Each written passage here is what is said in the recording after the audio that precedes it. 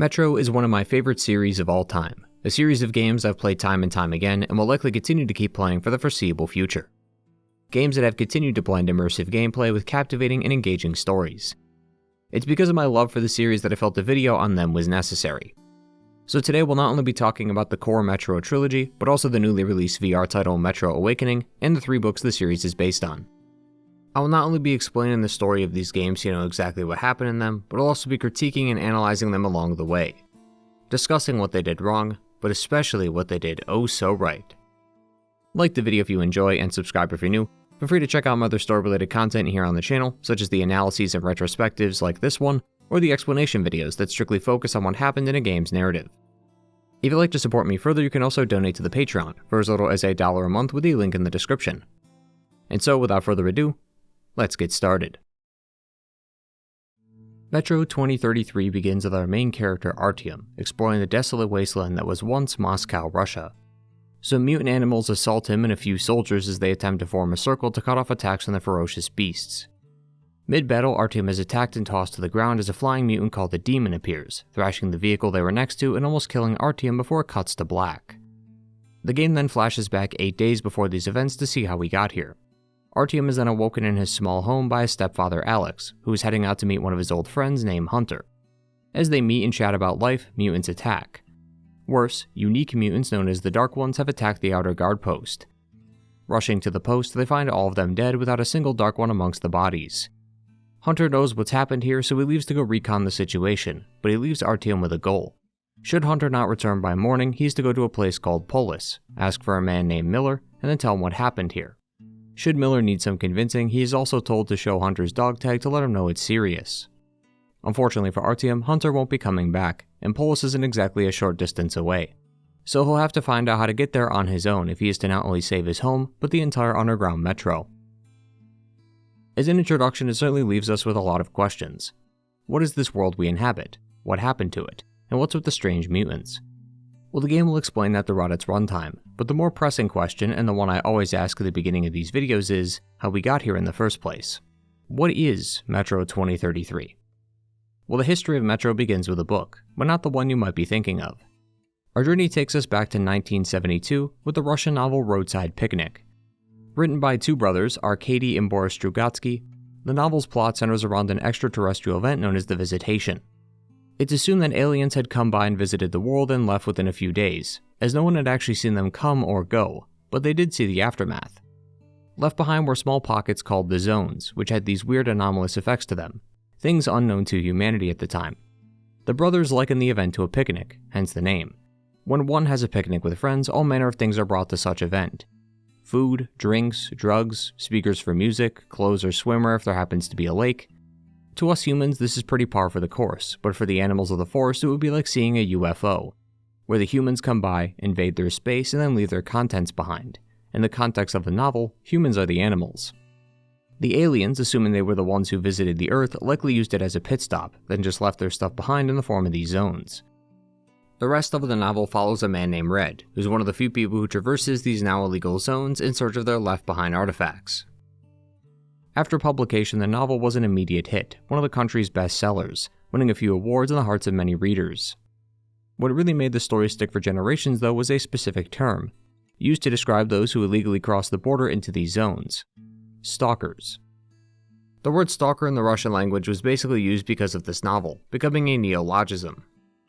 Flash forward to 1995, and a Ukrainian game company known as GSC Game World was founded, initially getting their start in game development with titles like the Cossack series, as well as translating new games into Russian. They wouldn't hit their stride until 2007.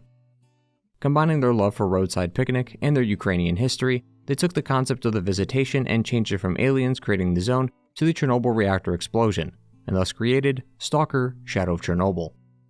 Stalker is important to the history of Metro, because without it, it likely wouldn't exist, at least not in the form it is in today. Stalker was released in 2007, but the game had been in development since before the year 2000. Around 2006, a falling out had occurred between the employees. Some of the original members of the GSC team were displeased with their CEO named Sergey. An article from Polygon explains that Cossacks had supposedly made the company $100 million, and yet the employees were paid the bare minimum. Supposedly 140 people were working at the company, but the parking lot only had 4 cars in it, 3 of which belonged to Sergey. By 2006, just a year before Stalker would ship here in the West, Andrew Prokhorov and 2 other employees quit the company over wage complaints. They would then start the company 4A Games and would go on to be the developers of Metro. Fortunately, finding employees of their own wasn't that difficult, as after Stalker shipped, Sergey supposedly fired the entire art department and just about all of them came to work at 4A Games.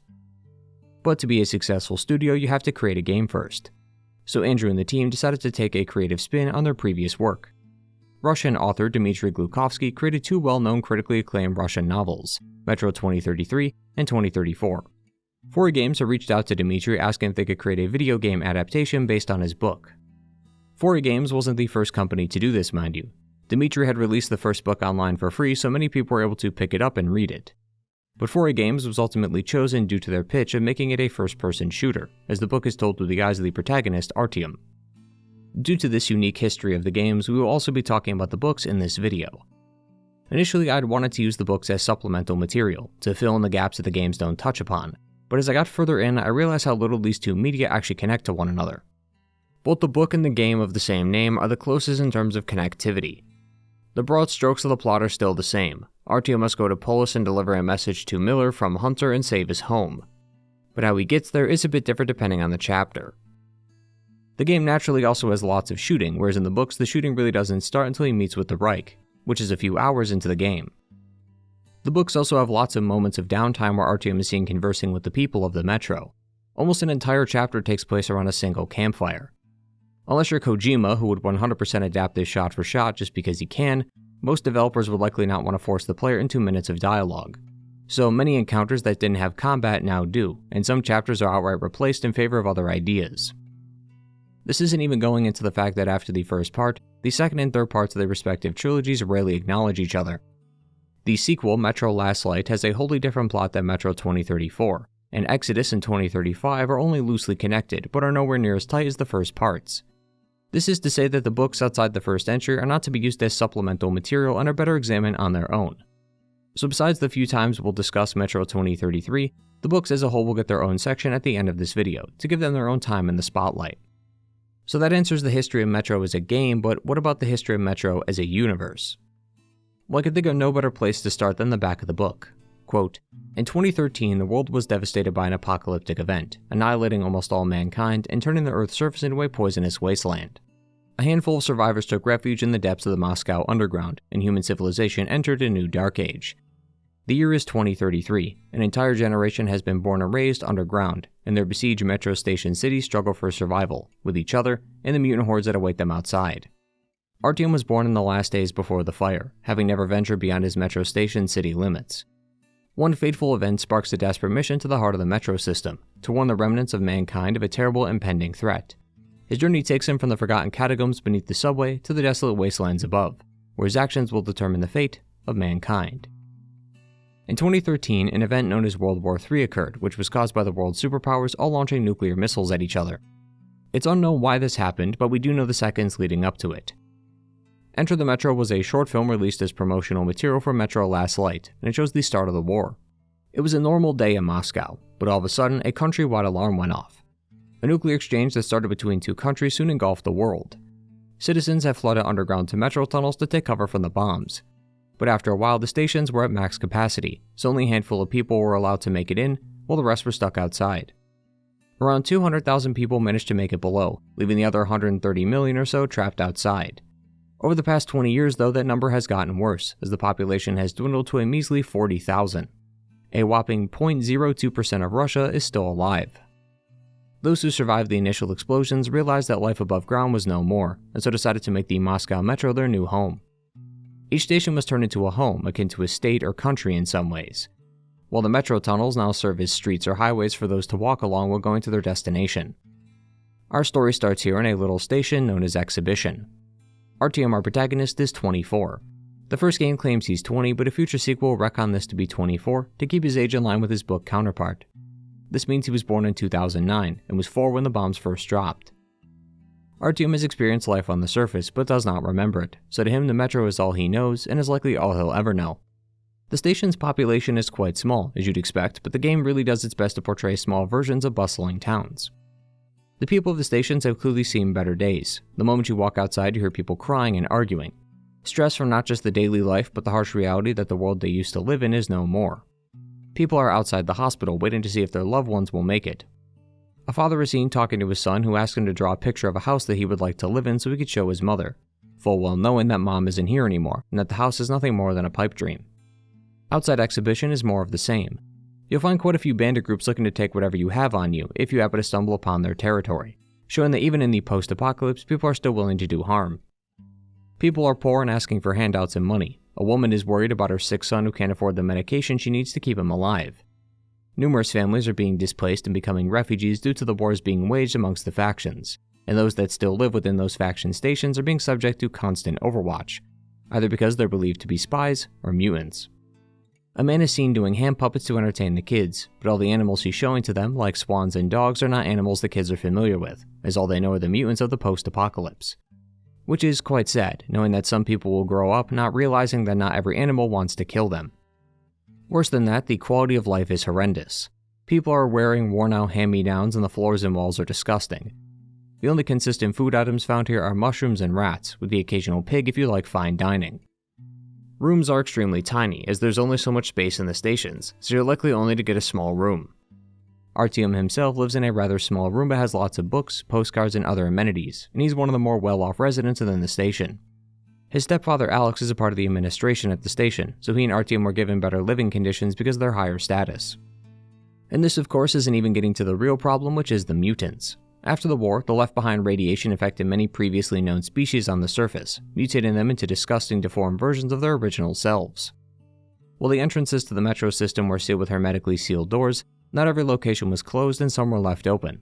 This gave the mutants a chance to raid the underground and have since become a part of the metro ecosystem. Venturing too far from the station is almost a surefire way to get killed. Stations have taken to sealing certain lines within the metro because they're too dangerous, and according to the books have stationed guard posts at certain intervals to get the mutants far away from the station. But even then, the sheer number of these beasts is too much to handle.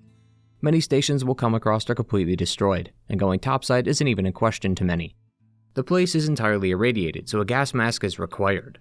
Filters for the gas masks are quite rare, and then there are the mutants on the surface, which are more numerous than the ones in the metro. Taking from its inspiration, those that go up to the surface are called stalkers, but not many of them exist, and those who do rarely come back alive. It's left a lot of people like Alex to feel like humanity is done for. What's the point of fighting if death is soon to follow? Why bother even trying when those of the metro know what fate they'll have bestowed upon them? And yet, despite it all, the people are still alive. Despite everything, humanity has endured. Two men are chatting while listening to some jazz on a vinyl record. A woman working in the kitchen is chatting to another about a guy she recently met. Some are sharing drinks and food and chatting about daily life. Most people gather around the campfires, share stories, sing, and dance. Mushrooms and rats aren't exactly a delicacy, but they make it work. They manage to find places to harvest food, and they've got real living animals inside the metro. Kids can also be seen running around, showing that love and life are still a part of the world. The fact that a whole generation of people will be born into this world without seeing the beauty that is the sky of this planet is terrifying, but a reassuring reminder that life endures. They might not have seen the sky yet, but that doesn't mean they never will. Other stations are also making a living on more than just food and water. Bolshoi conducts a massive theatrical performance where artists and performers alike can perform for the masses. Even when the end of the world is in sight, art still manages to flourish. Polish is the epitome of human achievement, being seen as the crown jewel of the metro, housing all kinds of artists, craftsmen, scientists, and pretty much anyone worth their salt. Everyone experiences their world in their own way, which adds a lot to the game narratively speaking, as you'll meet so many different people who all have different takes on the world. Some burning with a fiery passion, others with a sense of doom and gloom. In the same day, you can meet someone who just lost their husband, while right next door is someone who just had the birth of their first child. But while the rest of the metro experiences the world in their own way, we the player get to see it through Artyom. Over the past few years though, I've recently felt that Artyom is in some ways one of the weaker parts of the metro games, strictly because of one aspect. Artyom is a silent protagonist. I assume this was, like all games like it, made to give the player a chance to become Artyom. Not just see the world through his eyes, but be in that world completely. Personally though, I've only found enjoyment in the design decision if the game truly is about the player. A game like Baldur's Gate 3 is a great example. From the character creator to starting class to backstory to even dialogue. You are your character in every way, so it makes sense if you aren't voiced. With Metro though being such a narrative-driven linear experience, there is little to actually choose from that the game doesn't already choose for you. There are some choices, mainly small moral points across the trilogy which we'll talk about, but outside of these occasional moments, it's all Artyom. So the game is less about becoming Artyom and more about experiencing the game through his eyes. This is especially immersion-breaking when there are numerous moments across the trilogy where characters will talk to Artyom, wait for a response, and then replies if he said something. Artyom, are you okay? Great, we'll try to reach you. Meanwhile, look for an exit. Good luck. What really solidified this feeling to me was the game's many journals. In between each chapter, Artyom has a quick sentence or two that details his thoughts about the current step in his journey. The Redux version, however, in an attempt to bring 2033 more in line with Last Light, adds mid-mission journals you could pick up while exploring. These offer a wealth of knowledge on Artyom's current mindset, values, and beliefs. It's genuinely impressive just how well written some of these entries are. Artyom is incredibly introspective, wanting to not only question himself but also the world around him. He dreams of exploration. The first shot in the game outside the flash forward is a series of postcards. Hunter was even nice enough to pick some up for him. Artyom yearns to explore the world. The tales from his stepfather about his week-long adventures had encouraged him to see what's out there. Not just the other metro stations, but the world itself. He also sees both the hopelessness and fragility of the world and its people, but also sees how each person he meets continues to hold on to what they have despite it all. Take this line for instance when he arrives at Hull Station, a place completely destroyed by the mutants. Quote, "I am wading through a literal swamp of human blood. We kill other people so easily. We kill them for a place to live in, for a bite of meat, for an abstract idea. Our whole civilization was built on human bones, but even after we've taken it apart down to its foundations, pushed to the brink of extinction by these horrific abominations created by this new world, we still continue to kill each other. Those who died today probably had families too, friends, hell, their parents might still be alive. They died protecting their station from the mutants, not other people, but seen through the iron sights, the beasts and humans alike look so much like paper cutout targets. And here I am trying to save the people from the beasts, just to give us another shot at finishing ourselves off." Yet Artyom also has a journal entry that discusses his thoughts on children after having rescued one from a station. Quote, "The children of the Metro. Sometimes I feel that they, who were born underground and who have never seen the sun, are a whole new species. This child has just been through hell. He stayed alive by sheer luck, and he's not falling apart in the slightest. He speaks calmly and rationally. I remember the day the station where my mother and I lived right after we went down to the Metro was attacked by rats. When Mother died, and the rats, and I was saved by Alex, he says I didn't talk for several months after that. And I remember nothing about that time. Nothing at all. Well, this little boy... Perhaps the Metro will temper us. Perhaps the generations raised without the sun, but also without fear, will claim the Earth, if I give them a chance." Artyom sees the light at the end of the tunnel. If he could just help this boy, maybe he can help the world. In the novels, it's explained that Artyom has an immense fear of rats because prior to living in Exhibition, his old station was attacked by a horde of rats. Rarely anyone survived, only 5 men who just so happened to be near one of the trolley cars as the attack started. But a mother, realizing she wouldn't survive, wanted her child to at least survive in her stead, so she gave him to the men. Artyom, just a child at this point, was given to Alex, who raised him as his stepfather, although Artyom often calls him Uncle Sasha. Artyom was a boy who was raised in a better world, so when that world came crashing down, everyone like him had to get used to this new normal. These kids though, the new generation, all they know is the Metro. They're a lot more accustomed to its horrors than most adults. As we saw earlier, most of the adults are sulking. They're old enough to remember the past and what was lost. Knowing that your old life will never return in your lifetime and that this small cramped Metro is where you'll die really puts a number on your psyche. These kids don't feel that way. They're playfully running around the station without a care in the world. Maybe it's just the childlike innocence of not understanding the world, but maybe they understand the world too much. The kid he rescues is much the same. He's not afraid of the mutants and rats, even saying that without his help, Artyom will likely not make it.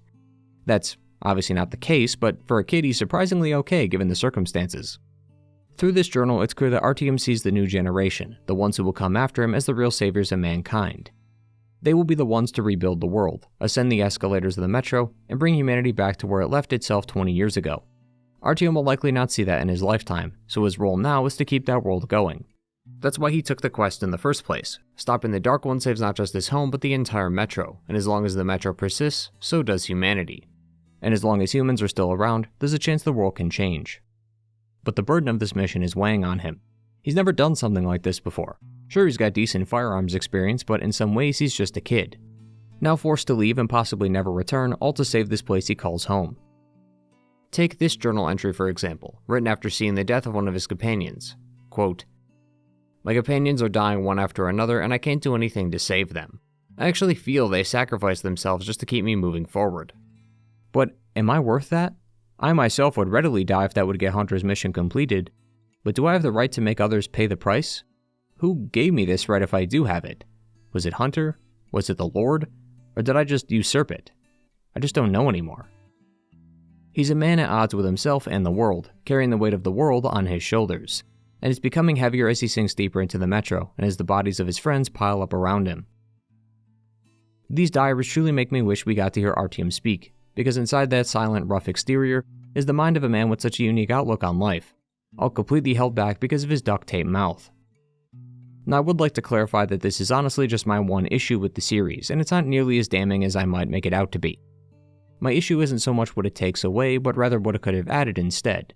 It's clear from the onset that Artyom is his own character with his own thoughts and feelings, and being able to hear that from him outside of his journals could have added so much more in my opinion. Returning to our story, Artyom must make it to Polis. He promised Hunter that he would deliver his message. The issue is that he's not sure how to get there. He does discover that a caravan was headed to Riga station and needed guards, so he signed up for the ride. The plan is to go to Riga and come back. At least that's what his dad thinks. For Artyom, this is a one-way trip. He won't be coming back to Exhibition, not until the Stark One threat is quelled. On the way there, Artyom and the crew start to feel uneasy. They start passing out one by one while Artyom himself sees a vision of those Dark Ones attacking Hunter. As they awake, they're ambushed by Nosalises, one of the many mutant species within the metro.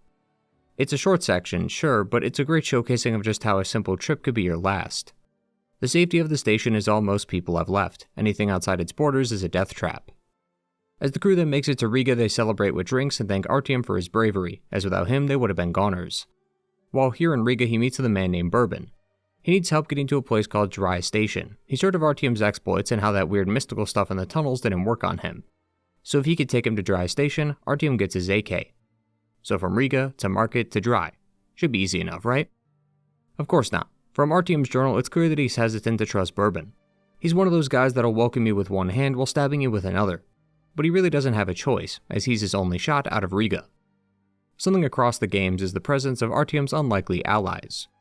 Metro 2033 was designed to be a coming-of-age story. Artyom is 24 years of age and leaving the only place he's called home. If the novels are to be believed, Artyom's life before the start of the game was fulfilling the daily tasks that are expected of him. Due to each station holding only a few hundred people, everyone has to pull their weight. Everyone has to contribute in some fashion, and men are expected to enlist as guards. Before this, Artyom was a guard for his station, sitting at specific intervals, keeping watch over the tunnels, and relaying orders to other guard posts.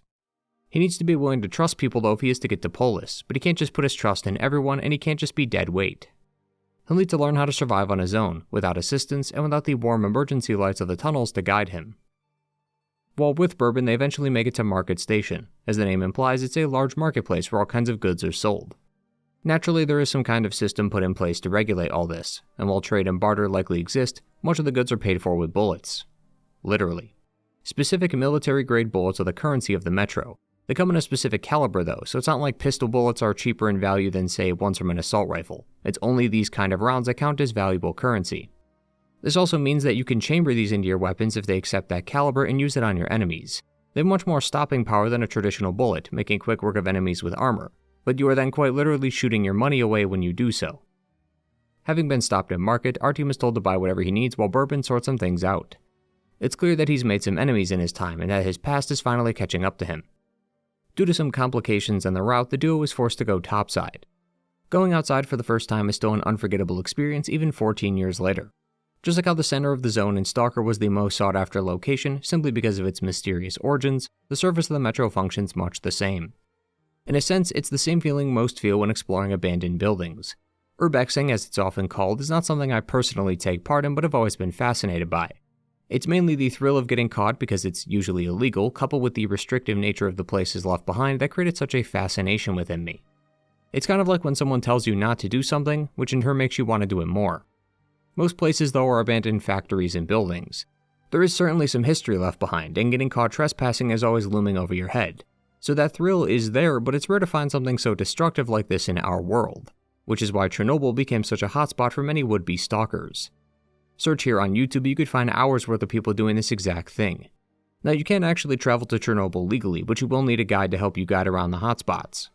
the real untouched land that will always be out of reach, which is why people feel the need to go alone.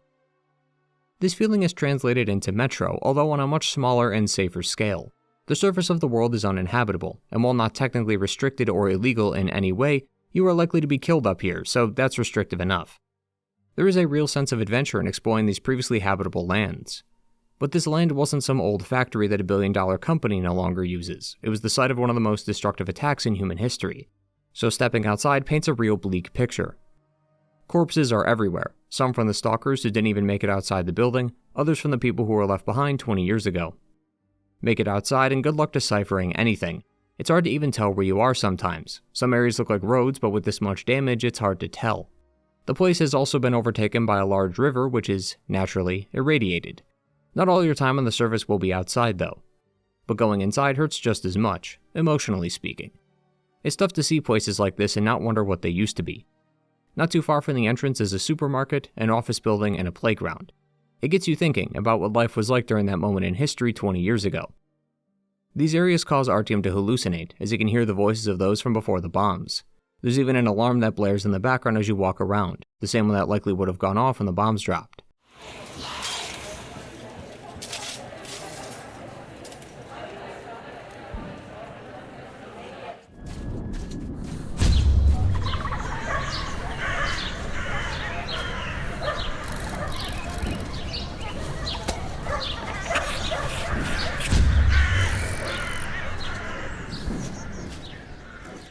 It really puts into perspective just how disastrous this was. And these guys here were some of the lucky ones. They were near the metro stations when it went off. Anyone not within at least a couple minutes walking distance of the station likely never had a chance. It's sad to think that this world is gone, likely to never return, at least not for a very long time, and certainly not remade in the same fashion as it was built. It's then probably for the best that Artyom doesn't remember his time on the surface. I can't imagine the pain of seeing a place you remember now destroyed. That's something no one should have to go through. Millions used to live here in the heart of Russia, and now it's a ghost town, a remnant of what once was. What a beautiful world that we've destroyed. Having just narrowly made it out alive, Bourbon and Artyom make it to Dry Station. The place is controlled by bandits, so Bourbon suggests that they just find his friends and get out. As he hops out of a grate, some of the bandits catch and apprehend him, while Artyom stays behind. Artyom then makes it to Bourbon's location and saves him, only for a split-second decision to cost him his life. Along the way, you might notice a few enemies hit with knives and bolts. Someone has been helping Artyom from the darkness. Well, not soon after Bourbon's death, his secret admirer appears, named Khan. Khan immediately comes off as an odd fellow. Assuming he's some kind of priest or wizard wouldn't be too far off. Now, naturally, because all of you are so incredibly smart, I need not tell you, as you've likely already surmised, that Khan is named as such because he is the reincarnation of Genghis Khan. Okay, not all of you got that one. That's fair, to be honest, because it's only mentioned in the novels. Although absolutely zero explanation as to why that is the case, by the way, it's just a throwaway line at best. Still, it's pretty clear that Khan is more in tune spiritually with the Metro than others. He seems to not be nearly as nervous as others when it comes to battling mutants, almost like he's got a keen sense of the Metro and is in touch with its energy. This is seen as much during Artyom's travels with him. Taking another page out of Roadside Picnic and Stalker, an anomaly can be spotted in the tunnels. It's a lightning anomaly that shocks whatever is nearby, and yet Khan trusts in its power to help them fend off the mutants that have them surrounded. The two will also come across one of the creepier parts of the Metro, and that's the ghosts of the dead. We could find shadows of people guarding outposts or running away. Khan even has the power to get them to move aside through his prayers. Khan explains that the bombs were so destructive that they both atomized heaven, hell, and purgatory. No such place exists anymore for the souls of the dead, so the only place left is the Metro right where they died. We are literally seeing the remnants of the past, from families being killed by mutants to trains that continue to operate with no real destination in mind. As they continue their journey, they make it to the Cursed Station, a station that got its name from its unfortunate fate as it's been the site of numerous Nosalis attacks. Artyom and Khan are to help barricade a part of the station and then blow up another. It's not wholly different from the other stations we've seen thus far, but it's another grim reminder of the dangers these mutants pose to the Metro. Most stations cannot hold off these attacks. Most of the time, success comes not from defeating the enemy, but walling it off. Cutting off their approach, but losing part of your land in the process, and there's only so much land that you can give up before you run out of your own home. Artyom saved Cursed Station, but for how long? Until the next attack? If so, then when? Is that next month? Next week? Tomorrow?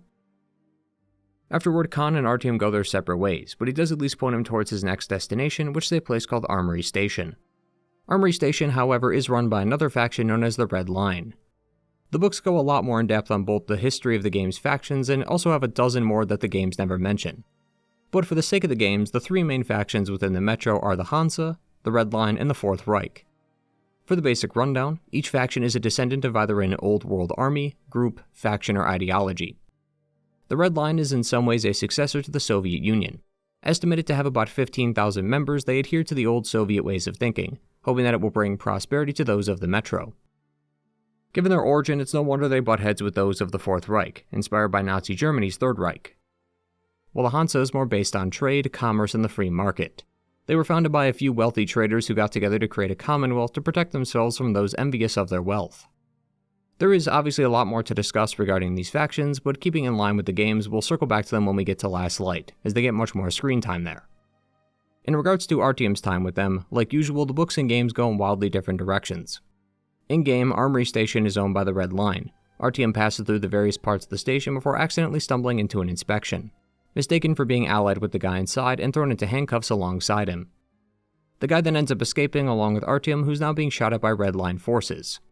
The guy is killed during this, but Artyom is able to escape thanks to Andrew, who Artyom was supposed to find.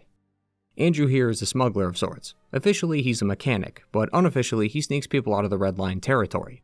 He put Artyom in the luggage carrier underneath the rail car, which should get him out of the station and back on his path. Unfortunately, as mentioned earlier, they're embroiled in a deep war with the Fourth Reich, so Artyom will cross their no man's land war zone to get back on track. No matter how you get through it though, Artyom will then be captured only to be saved by two men, Ullman and Pavel, members of the Spartan Rangers, the same ones who work for Miller and Hunter.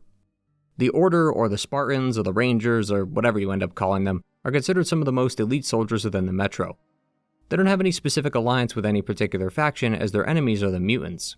But anyone who does consider themselves an enemy to the faction should be worried. The strength of a typical soldier is not equivalent to that of a ranger. Seeing as Ullman and Pavel were heading into Reich territory alone, and the two of them willingly split up after meeting with Artyom, despite being incredibly deep in enemy territory. After Pavel unfortunately dies at the hands of mutants though, Artyom will have to make his way on his own. He helps defend Whole Station from the mutants only for the barrier to be broken, causing all those behind the doors to be killed. That's when Artyom meets that boy from earlier, who he carries back to his mother, who along with everyone else is just outside the station on the railways, waiting out the danger. He'll then take a trip back to the surface once more before reaching Ullman, who rendezvous with Artyom at Black Station. Eventually, after a long and arduous journey, Artyom will have finally made his way to Polis. Artyom meets with Miller and tells him of the situation back home. He then offers to meet with the Council of Polis to see if aid could be sent. Much to both Miller and Artyom's surprise, the Council is unwilling to assist Exhibition with their Dark One problem. This forces the group to take the situation into their own hands.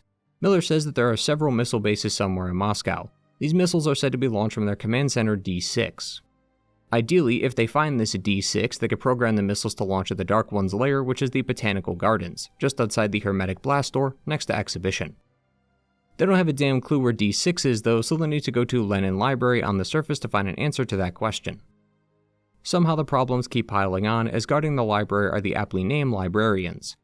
What I can only imagine are mutated silverback gorillas. These ferocious beasts are best dealt with by not dealing with them at all. Even just one of these things will knock you on your ass and eat so many bullets that there's not enough ammo in the Metro to take these things down. So the best course of action is to not be stupid enough to be near their lair in the first place, but if you have to, you better hope you're as stealthy as Solid Snake, otherwise you won't make it. Inside the library's archives is the planets to D6, which gives the Rangers their destination. The plan is to now have Miller and Artyom go to Ostankino Tower while the rest stay behind. They need to provide coordinates so the missiles know where to go, which is what Artyom and Miller will be doing. Before they can leave though, they have to deal with this entity known as the biomass. The biomass is quite fascinating to me. See, in the novel, Artyom encounters this when he leaves to go to the library. Bear in mind, this is also his first time on the surface, whereas in the games, it's his third. When topside, Miller instructs him to not look at the Kremlin. Naturally, curiosity got the better of him, and he looked, only for him to pass out and wake up on the ground slouched up next to a wall. According to Miller, a biomass similar to the one we saw in D6 surrounds the Kremlin, and when looked at, it seems to compel the Stalker into moving towards it. It reminds me a lot of the Brain Scorcher from the Stalker games, with its ability to possess and control. The games don't even come close to this level of magic, as in here, the biomass releases waves of these amoeba spores filled with acidic liquid. and the actual fight with the biomass is basically scripted, as it just attacks your cockpit while you power up the generators. It's quite a shame because a note in Last Light alludes to this biomass surrounding the Kremlin, so this entity does also exist in the game. It's an interesting example of a part of the novels that the games could have easily ripped and put in their game, but they adapted in their own way without really needing to. With the path ahead now revealed, we can now return to where we left off at the beginning of this section, and press on from there. The fight goes the same exact way as before, with Artyom narrowly escaping with his life.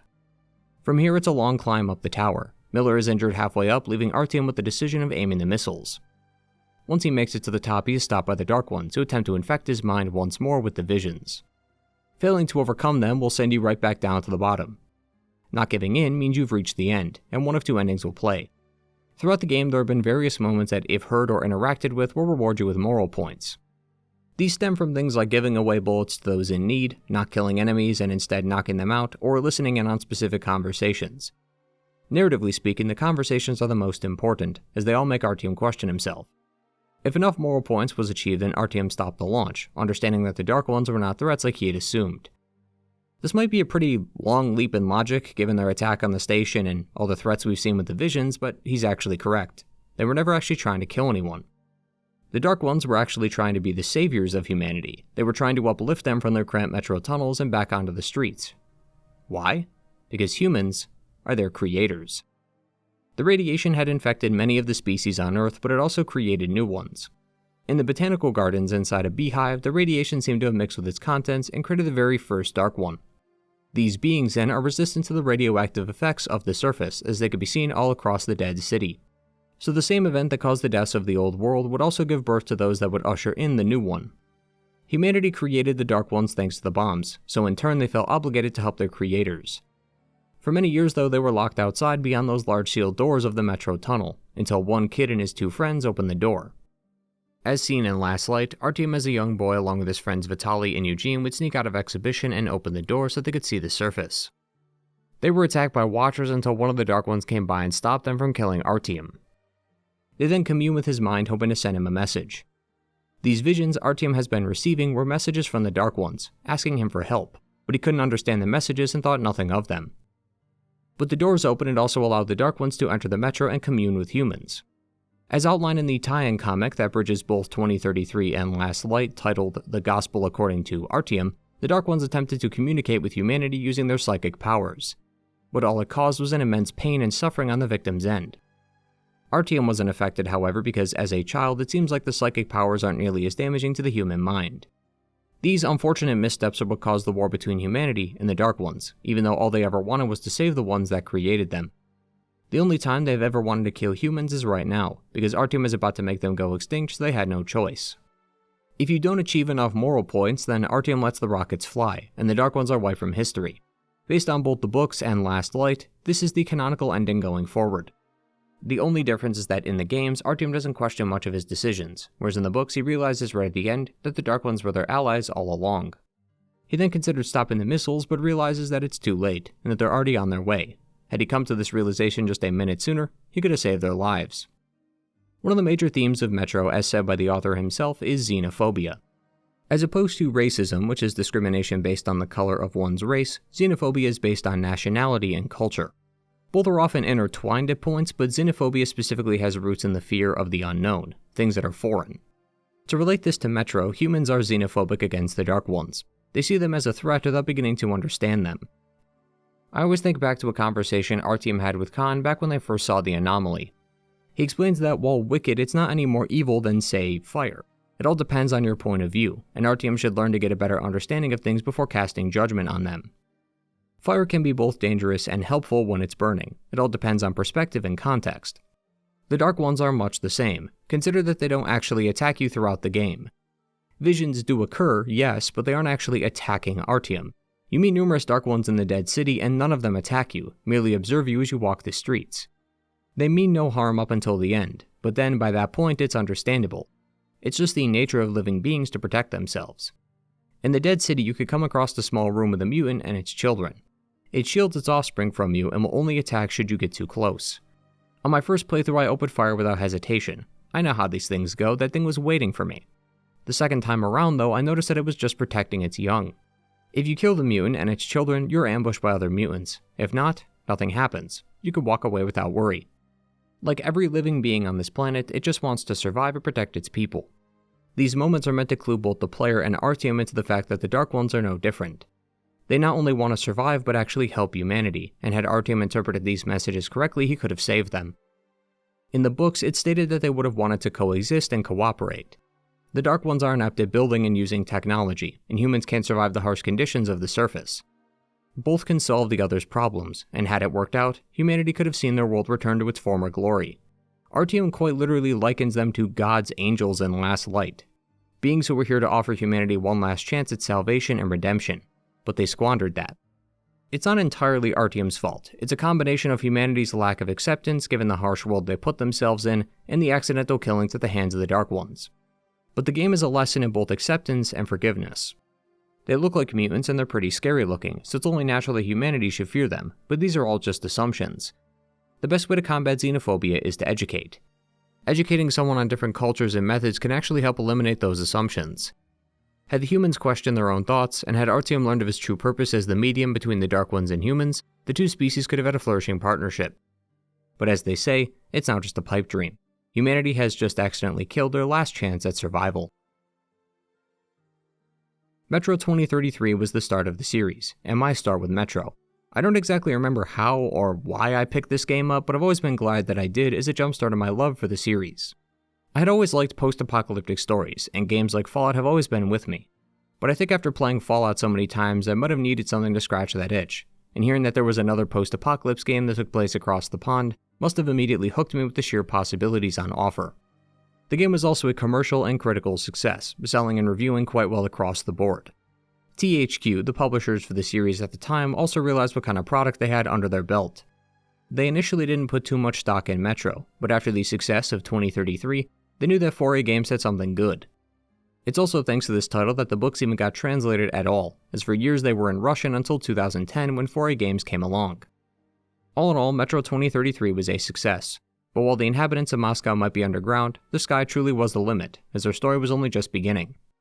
To end on Artyom's final words, a wise man once said, "He who leads a war for the love of his fellow man will defeat his enemies."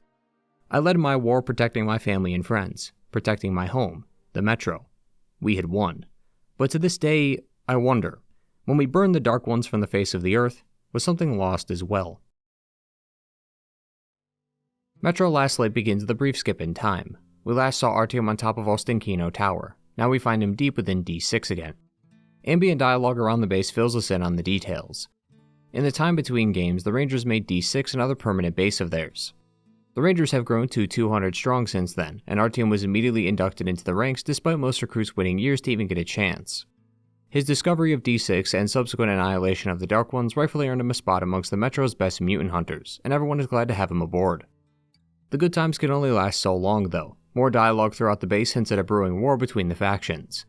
Reich and Red Line soldiers were spotted on the surface in larger packs than usual. Most of the factions move through the Metro, but it's not unheard of to see the patrols outside. But many of the Rangers believe this is a sign of war. Rumors have come out regarding the D6 bunker. Some believe it to be the key to humanity's salvation, and some claim there is an ancient technology hidden inside. Only the Rangers know where it is and never planned on telling anyone, so the presence of the factions on the surface implies that they're searching for D6. Worse, a few Rangers were found dead with wounds indicating execution, implying that the once neutral faction of the Metro might be in the sightlines of the others now. All of this is on top of the fact that Artyom had killed humanity's last hope for salvation thanks to his actions last game. Except his sins may have a chance to be forgiven. Waking him up at the base is Khan, who has just received news of a single Dark One spotted near their nest. Hearing of this news, Miller instructs Artyom to take his daughter Anna to the nest and put this thing down, while Khan urges Artyom to reconsider the ramifications of such decision. This is his last chance to rid himself of the nightmares, and his last chance for forgiveness. Artyom has suffered from nightmares since the start of 2033. Both games start with him being awoken from one, so it's clear the influence of the Dark Ones and his choice in the last game has been on his mind all this time. This is a heavy responsibility because both Artyom and Khan know exactly what's at stake here. Humanity screwed up, but the world was gracious enough to bestow upon them one final chance. But this is all they're getting. Almost like the world is watching over our dear protagonist, it recognizes that Artyom may have learned from his mistakes, and thus decided to give him one last opportunity to prove himself. He's only got one shot at this, but one shot might be all he needs. Anna and Miller don't agree with Khan's reasonings though. Anna even wishes that she was in Artyom's place, wishing to see the destruction of their nest for herself. The two then travel to the surface in search of the Dark One, only to discover that it's just a kid. Anna without hesitation shoots it down, while Artyom goes in and grabs it only for him to be knocked out. We briefly see the missile strike from the perspective of the Dark Ones, and how the young one was able to escape. It's also pretty clear that the Dark One was scared of Artyom. It's explained later that the Dark Ones share memories like a collective consciousness, so it's not far off to assume all the Dark Ones, including this one, know of Artyom, both as their first connection to human life and the bringer of their extinction. What seemed to just be a brief moment in time lasted far longer, as when Artyom awakes, the Dark One is seen in a cage with himself getting captured by the Reich. From here, Artyom is taken to a Reich prison camp and interrogated regarding his involvement. Given he can't speak, this Reich officer is wasting his time. Before the silence becomes too much to bear, one of the other captured men helps break him out. His name is Pavel, a soldier of the Red Line. Not exactly the help either expected to receive, but the two will have to put aside their differences to escape their common enemy. One major evolution Last Light makes over the previous release is how it involves the factions. The factions of 2033 only briefly graced us with their presence back then. While the Dark One is important, it's just an excuse to get us from point A to B. Along the way, we meet and interact with each faction established in the last game, and we not only get to see their ideologies and politics in full view, but also see how they evolve throughout the game due to various circumstances brought about by the main quest. The Hansa are the smallest and least focused faction in the game, but they do at least make an appearance, which is a start. The Hansa was originally called the Concord of Ring Line Stations, a name derived from their bases, which is the ring line that surrounds the metro tunnels. The name Hansa comes from the Hanseatic League, a group of medieval guilds and market towns located in Europe. This was seemingly a nickname given to the Concord by the people outside the group, but it stuck and most people end up referring to them as the Hansa anyway. As mentioned earlier, they were started by a few wealthy traders who wanted to create a group to protect themselves from those envious of their wealth. All of Hansa territory is supposedly a free market, although some recreational drugs have been banned, at least according to the books. While great on the surface, and I would say that they are the best of the three factions, even if that's not exactly tough competition, it's got all the shortcomings that a market like this would have. All people can succeed and get rich in Hansa stations, but those that do usually exploit the labor of those too poor to refuse. The land is also very restrictive. One of Artyom's guardsmen at Exhibition Piotr talked about entering Hansa territory and how it required passports. Foreigners, those not a part of the Hansa stations, are allowed to trade at the radials, the stations that create the ring, but can't cross the borders past them. Some of this is understandable, since a few of the stations near the center are Reich and Red Line territory, but they're very strict on this rule, no matter who you are. Piotr almost got into trouble at Market Station because he was supposed to be given a pass at the front desk. But since he never did, as he went to leave, a guard noticed that he didn't have one and immediately assumed he was a spy for the Red Line. The thing he even came for the market for wasn't even able to be sold either, as he needed more ammo for his rifle. But because they were under martial law, they weren't allowed to sell ammo or guns. Besides this, while living on the rings can be prosperous due to them surrounding the metro, they're more often than not right next to the Red Line or the Reich. And while the faction has stayed mostly neutral, any war could spell doom for anyone living near their borders. The Fourth Reich, on the other hand, couldn't be more obvious with their inspirations. Taking after those from Germany during World War II, the Reich in Last Light is about as on the nose as you can get. The place Pavel and Artyom both find themselves is a literal concentration camp. Pavel even comments that if they're caught, they will gas the entire chamber. The Fourth Reich is closely related to their former pals of the Third Reich, with the slight exception that they don't discriminate based on racial impurity, but rather genetic impurity. Artyom mentions in a journal that racial purity is no longer relevant, likely on account of just about everyone being Russian in some capacity. Nowadays they focus on genetics, seeing those without the proper genes as subhuman or mutants. This is seen clear as day in the first scene, where a man's head is being measured to make sure he has the correct measurements. So not only are they wrongfully persecuting people, they're also using pseudoscience. The Fourth Reich employs the use of phrenology, an old-school method of science that involves measuring the bumps of one's brain to determine their traits. The idea was that the brain was made up of many sections of organs, or faculties, and that if one part was larger, that would mean it was more important, or used more, so to speak. The problem is that not only was this method just flat out incorrect, but those who believed in it could weaponize it. Some people have used this pseudoscience as proof that certain people or groups are inferior to others, and this was applied to both gender and race. So it's no wonder that those of the Fourth Reich consider this immediately debunked science to be superior. It helps them establish their bloodline and heritage as genetically superior, while also giving them enough justification to kill anyone who doesn't fit within their tight constraints. Those who are deemed mutants are usually killed automatically, but most seem to be rounded up in camps like the one Artyom finds himself in.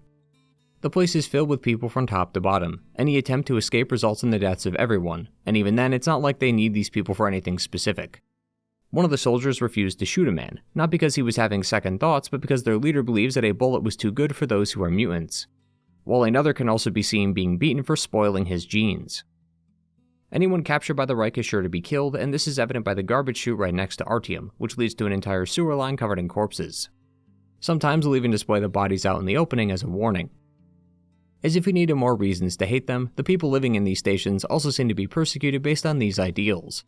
Not everyone, but there are quite a few trolleys of refugees coming from Reich territory, and each tells the same story. When the first set of measurements came, these people survived, but now that the measurements changed, they no longer fit the bill. Realizing that they'll be killed, they attempted escape, fearing for their lives. This woman here is crying because she is 2 centimeters short of the current measurement. Her husband fits the bill so he could stay and join the army, but she'll be hanged. Another was recalling the time when one of the measurers within the Reich had a thing for her. She punched him for this though because she had a husband, only to learn 3 days later that her husband was impure, but his sentence could be decided by her. She gives him what he wants, which is her, and he lives, and if not, well, he dies. Thankfully, she didn't have to make a decision, but it did come at the cost of her husband's life, as he attacked a guard and was shot dead. Now all she does is sit here at the station reliving her memories, hoping that she'll soon join her husband. The Reich can simply change the rules when they see fit, as I assume the measurements and details of what makes someone a mutant isn't known to anyone but the top brass. So by keeping that a secret, the Reich could kill whoever they please without question, and if anyone did happen to question them, well, we know what would happen. Given what we've discussed, it should come as no surprise that these guys are the enemy, which is fine, because there's no reason to make this hateful group morally gray. They are bad guys through and through, and should stay that way. The same could also be said for the Red Line. While less reprehensible than those of the Reich, the Red Line is not all sunshine or rainbows either. As stated in the books, there is a straight line across the metro with stations named after groups or people within the Soviet Union, such as Krasnoselskaya, named after Vadim Krasnoselsky, or Komisolskaya, named after the Komisol, a youth organization within the Soviet Union. These names drew people back to the time of the Soviet Union, and many were nostalgic for those days of old. It initially started at one station, but quickly gained traction in the years that followed. Numerous members of the old guard like the Komisol, party officials, members of the proletariat, and Soviet veterans eventually met and founded a committee based on these old ideals. Pavel understands that some might see the Red Line as too strict, with there only being one party, one leader, and one ideology, but it's because of this that they're able to create an equal society where no one is hungry or poor. For a world as rough and deadly as the Metro is, I can see how the prospect of the Red Line is freeing. Having your needs met and knowing that you'll be fed and sheltered is something you'll be lucky to have in this world. The harsh reality, though, is that none of this is promised within the Red Line stations, as the Red Line is more interested in finding spies who've infiltrated their ranks.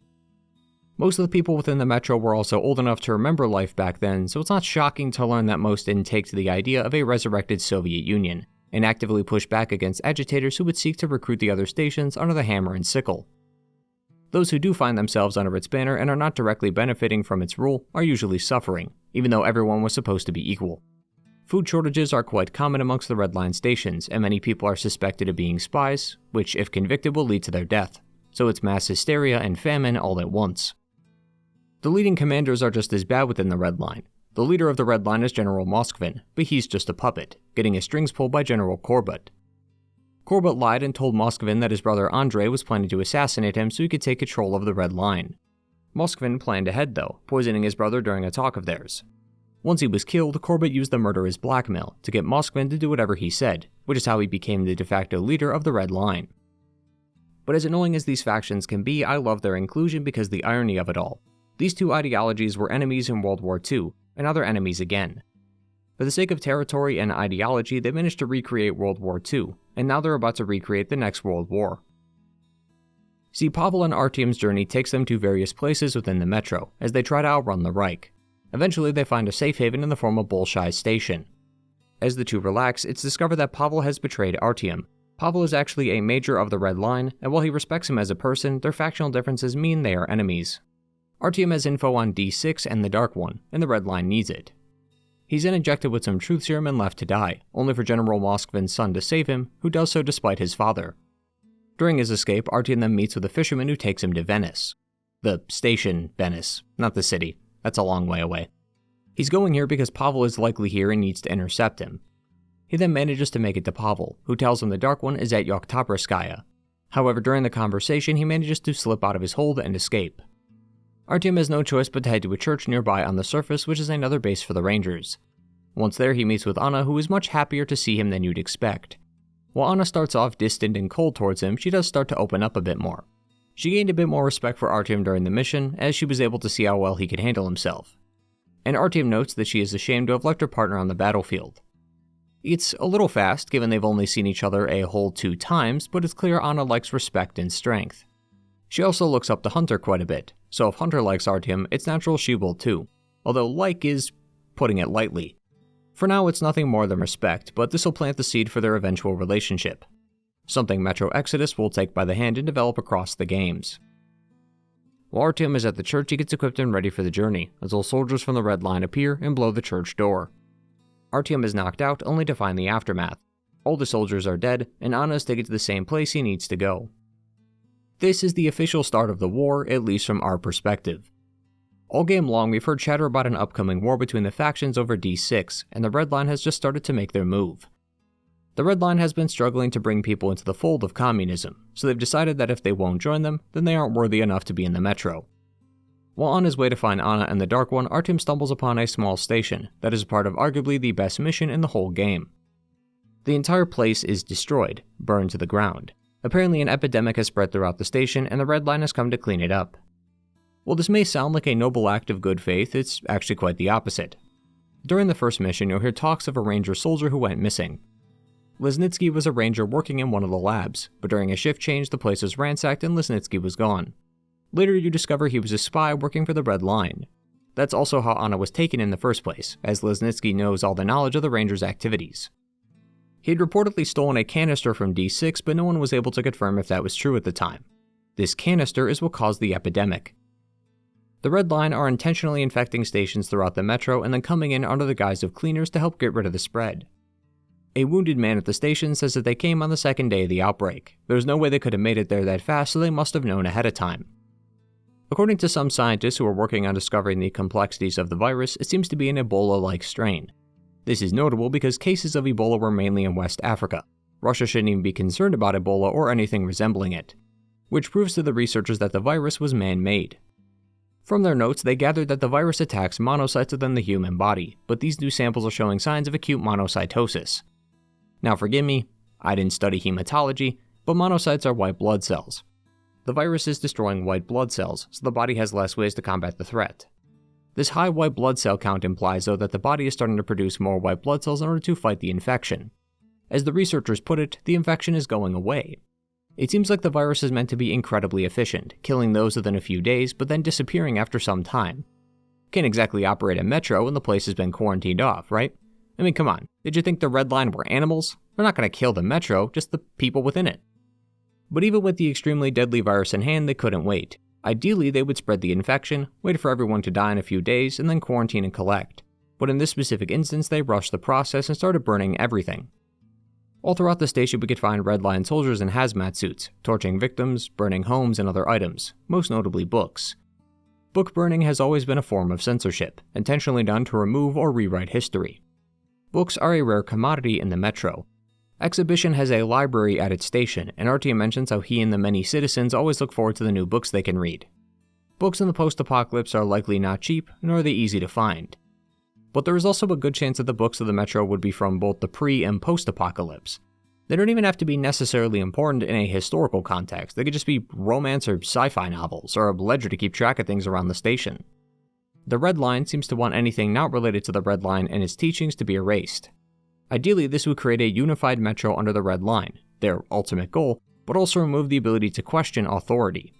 You can't exactly question history if the books that recorded said history don't exist. Over time, this should create a unified but compliant Metro, free from uprising as its citizens will have no ability to question anything outside the Red Line ideology.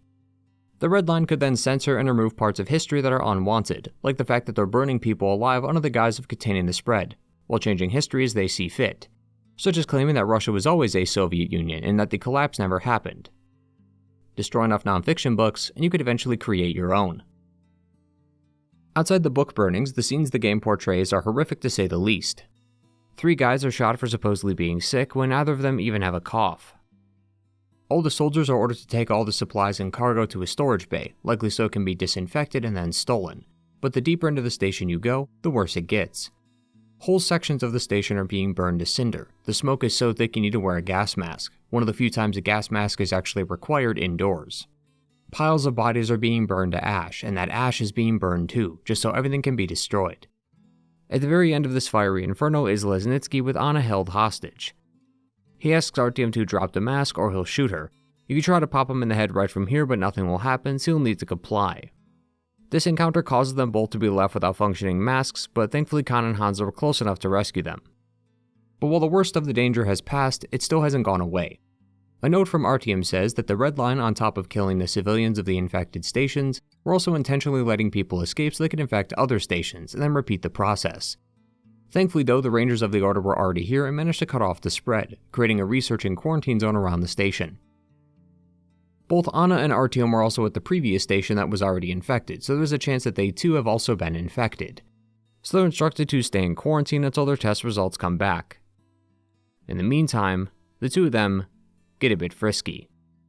Yeah, sure, let's just mix each other's fluids in front of everybody. I'm sure the doctors on break will get a real kick out of that. Just like the previous missions, this one really excels in environmental storytelling. Metro has always let the player walk through an area without being stopped much along the way, but stopping to smell the roses will let you listen in on tons of idle chatter you wouldn't hear otherwise. Just next door is a young kid asking if his dad could go see his mom. The dad reassures him that they will be soon, likely implying that they won't be making it. One guy is seen praying to God hoping to be saved, while another woman is praying to her husband. Others are just crying out in pain, throwing up blood and other fluids. Due to the rampant spread, hazmat specialists are to be fully kitted out in hazmat suits, gloves, and masks. It's clearly taking a toll on some, as one person was put in quarantine for taking his mask off when near a child. The kid was scared of the gas mask, and the guy didn't want the kid to be scared. He's already dealing with enough problems as it is, but his negligence got him thrown in quarantine, and this mistake may have cost him his life. People who didn't make it are being wrapped in body bags and tossed into incinerators. Some, however, are being chopped up, likely for the sake of study or organ donation, or maybe just to make the incineration process easier, while others can also be seen getting their blood taken. Some scientists are also looking through people's storages to see if they can find traces of the infection. And just outside the tent are tons of people who aren't being let inside, likely to make sure the infection doesn't spread. One person was even shot trying to enter. Once inside the actual station, you can only really find Hansa soldiers and a few civilians. Everyone's got protective gear on, people aren't allowed to go back to their homes, and others seem to be ready to ship out and leave the station. This also shows just how deplorable Hansa can be. This guy needs to get insulin for someone or they'll die without it. The guard isn't letting him through though because it's in the quarantine zone, so he suggests that the man buy some here. But he can't buy anything because all his money is in the same place as his insulin, and any money he does have won't be enough because Hansa charges so much. There was also a group of Hansa soldiers that are questioning why the Order showed up at one of their stations. One guy explains that because of their presence, the Red Line won't advance on Hansa because of their neutrality, so the Order has basically created a wall around the faction. But one of the others is still confused as to what their goals are. Hansa never promised any money and they never signed any contracts with them, so why are they here and what are they planning to gain from it? It's as if the idea of helping people for the sake of it rather than profit is a foreign concept to them. Khan also notes that Hansa is really shelling out large money on this quarantine despite them usually being quite reserved with their funds, possibly implying that they might be using this as a trump card for future negotiations in Polis. This is what ultimately makes Hansa just as bad of a faction as the others. Not nearly as ruthless, sure, and they are certainly the lesser of the evils by quite a large margin, but if money's not involved, it's not their problem, and if they are involved, it's likely money is too. Everything to them is about profit. Even something like the civil service of helping your fellow man is questioned if money or contracts aren't involved. The Red Line and the Reich are ruthless in more obvious ways, but Hansa is arguably just as bad. They just hide it better because most of their issues are hidden in the fine print of their contracts. And keep in mind, while the station is in disarray, these are the best of circumstances. Had the Red Line gotten their way, the whole station would be nothing but a ghost town, just like the surface, only less radiation. The irony of all this has always been one of my favorite parts of the story. The Red Line and the Reich are so focused on fighting that they don't realize they're recreating World War II. A plague that has the potential to kill the metro has been spreading and it's making the tunnels just as inhabitable as the surface. Sooner or later we're going to run out of room. And then what? The people fled to the metro because of the bombs, and now soon they'll have to flee again, as the factions have begun recreating World War III. Artyom, with his infinite mind of wisdom, has a journal entry for this. Quote, "Hardly a quarter survives today of the 200,000 who found their salvation from Judgment Day in the metro. Hansa, the Red Line, and the Reich have grown so large because they were stronger than others and fought with more determination. But not once throughout those 20 years has the bloodshed of the fighting enveloped the whole metro. What if our tiny underground world is facing a new, final war?" Humanity thought the last war was the final war, but somehow, despite the odds, they persevered and have managed to make the floor into a ceiling by going even lower. We have in part just redid about 100 years worth of history in the span of 20 years, and 2 wars were waged within a year of each other. There are only so many final wars the world can take. Just like the last Dark One, this is it. There are no more wars after this. The first one wiped out 139 million Russians, and the next one will destroy the rest. Russia as a culture, nation, and as a people will cease to exist should this continue. And the fact that no one but the Rangers of the Order can see that is what makes this level of irony so spectacular. Artyom will even mention in a journal towards the end of the game that D6 didn't even have the key to humanity's salvation like people thought. All they found was weapons of the old world. It didn't give them a solution to save the world, it just gave them new ways to burn it faster. That's what all these factions are fighting for. It's as if humanity's single defining trait is war, and that without war we can't be human. Even if that's true, that's fine. We just need something not human to help us. And thankfully, there's one of them left who can, and Khan knows where it is. Both of them need to go to Polis. There are negotiation talks between Hansa, Red Line, Reich, and the Order over the property of D6. Neither Khan nor Artyom believe this is a simple peace talk though, as it will likely spill out into war, so they need to hurry before it's too late. Khan, naturally, pulls some random mystical knowledge out of his ass by saying that there is a nearby river called the River of Fate. Apparently those who submerge themselves into the river can wash away their sins and change their destiny. Khan wants Artyom to think of the Dark One and the ending of 2033. This will help triangulate the Dark One's location, which is on a nearby train still heading for the Red Line base. Artyom and Khan then suit up and chase the train down. The train explodes, but Artyom manages to make it to the Dark One. The two then touch hands, and the real truth about Artyom is revealed regarding his past with the Dark Ones. As we've already discussed, Artyom was saved by the Dark Ones when venturing out into the surface as a kid. Artyom says that he was scared because he's all alone now, but the Dark One reassures him that he's not alone. In fact, he's the first person to meet the Dark Ones, and their bridge to establishing a connection with their creators. I love the parallels here. The roles of guardian and child have been switched. The Dark One and Artyom were alone in their respective times. One lost the thing dearest to him, the other lost everything. Quote, "I went out into the surface an orphan, yet I came back a firstborn son. I was to create a connection between angels and men, and instead I targeted the missiles at them. There was only one survivor, and now he stands before me, a child, an orphan, alone in the whole world. The circle is complete." In the beginning, it was the first, but now all that's left is the first and the last Dark One, and the last chance for humanity. Artyom and the Dark One then have to make it to Polis together, and both of them offer to help each other. Artyom is a capable soldier, able to take down any monsters he comes across, and the Dark One can give him a sort of thermal vision to let him see the mutants even when the sightlines are too difficult to see. The Dark One also has a hue detector, which can let him see the color of species to determine its feelings. Those that are red are ferocious and out for blood, while those who are blue are calm and out looking for a fight. Traveling with the Dark One is quite an interesting experience, as even though it's a different species, it's still just a kid. Although he does ask some profound questions about humanity, like why they built such tall, beautiful buildings that choose to live underground. I don't got the heart to tell him. This section also places a great importance on the value of the morality system. Like the previous game, Artyom can gain moral points by performing certain actions and listening in on conversations. These are totaled up at the end, and then depending on your point value, you're given one of two endings. While these points are tracked across the game, I find that they, at least in universe, right here, are more important than ever. The Dark One is just a kid. It doesn't understand the world. It barely understands human emotion, but through Artyom it learns how to act. The last time we talked about such a thing was with Dishonored regarding the relationship between Corvo and his daughter Emily. I'll spare you the finer details as you can just watch my video on the series if you're curious about my full thoughts on the matter. But the gist is that Corvo's actions as a father impacted Emily's actions in the ending, either ruthlessly and pragmatically like her father, or with compassion and care. It's not nearly as pronounced in Metro as it is in Dishonored. You can still get the bad ending despite acting like a good role model during these missions, but it at least feels like they matter more here. Artyom is the medium between the Dark Ones and humanity, and the Dark Ones share a collective consciousness, so whatever this little one learns, it'll pass on to its people, which could lead to an unforeseen domino effect in the future. So it's important to teach the kid good lessons, many of which are about to show themselves. As while walking topside, Artyom comes across both Lesnitsky and Pavel, two people who have shown themselves to be traitors and perpetrators in humanity's possible extinction. Sparing these two shows the little one that while what they've done is bad, killing is much worse.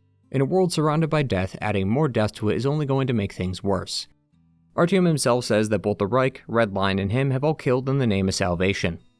The Reich to preserve their perfect genes, the Red Line to create a unified metro under their rule, and Artyom to save his people of exhibition. But to progress, humanity must stop fighting each other.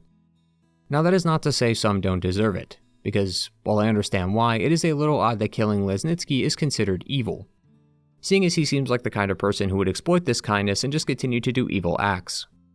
The Red Line and the Reich also have to go, and no amount of pleading will get them to stop. But I can't understand what they were trying to go for here, as once again, it's mainly about how Artyom's actions impact the Dark One and how they perceive the world going forward. Eventually, they will make it to a church base with both Khan and Miller. Both are surprised to see the Dark One alive for very different reasons, but Khan encourages Miller to let go of his hatred for these creatures and let it help them. The Dark One then shows Artyom and Khan a vision of a massive door. This door is in D6, and it shows a bunch of Dark Ones all huddled up inside, revealing that the kid isn't actually the last Dark One after all, although without our help, he certainly will be.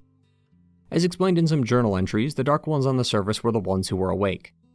Some are not ready to be awoken yet, so for the time being, they exist in a dreamlike state, where they grow and learn through their collective intelligence.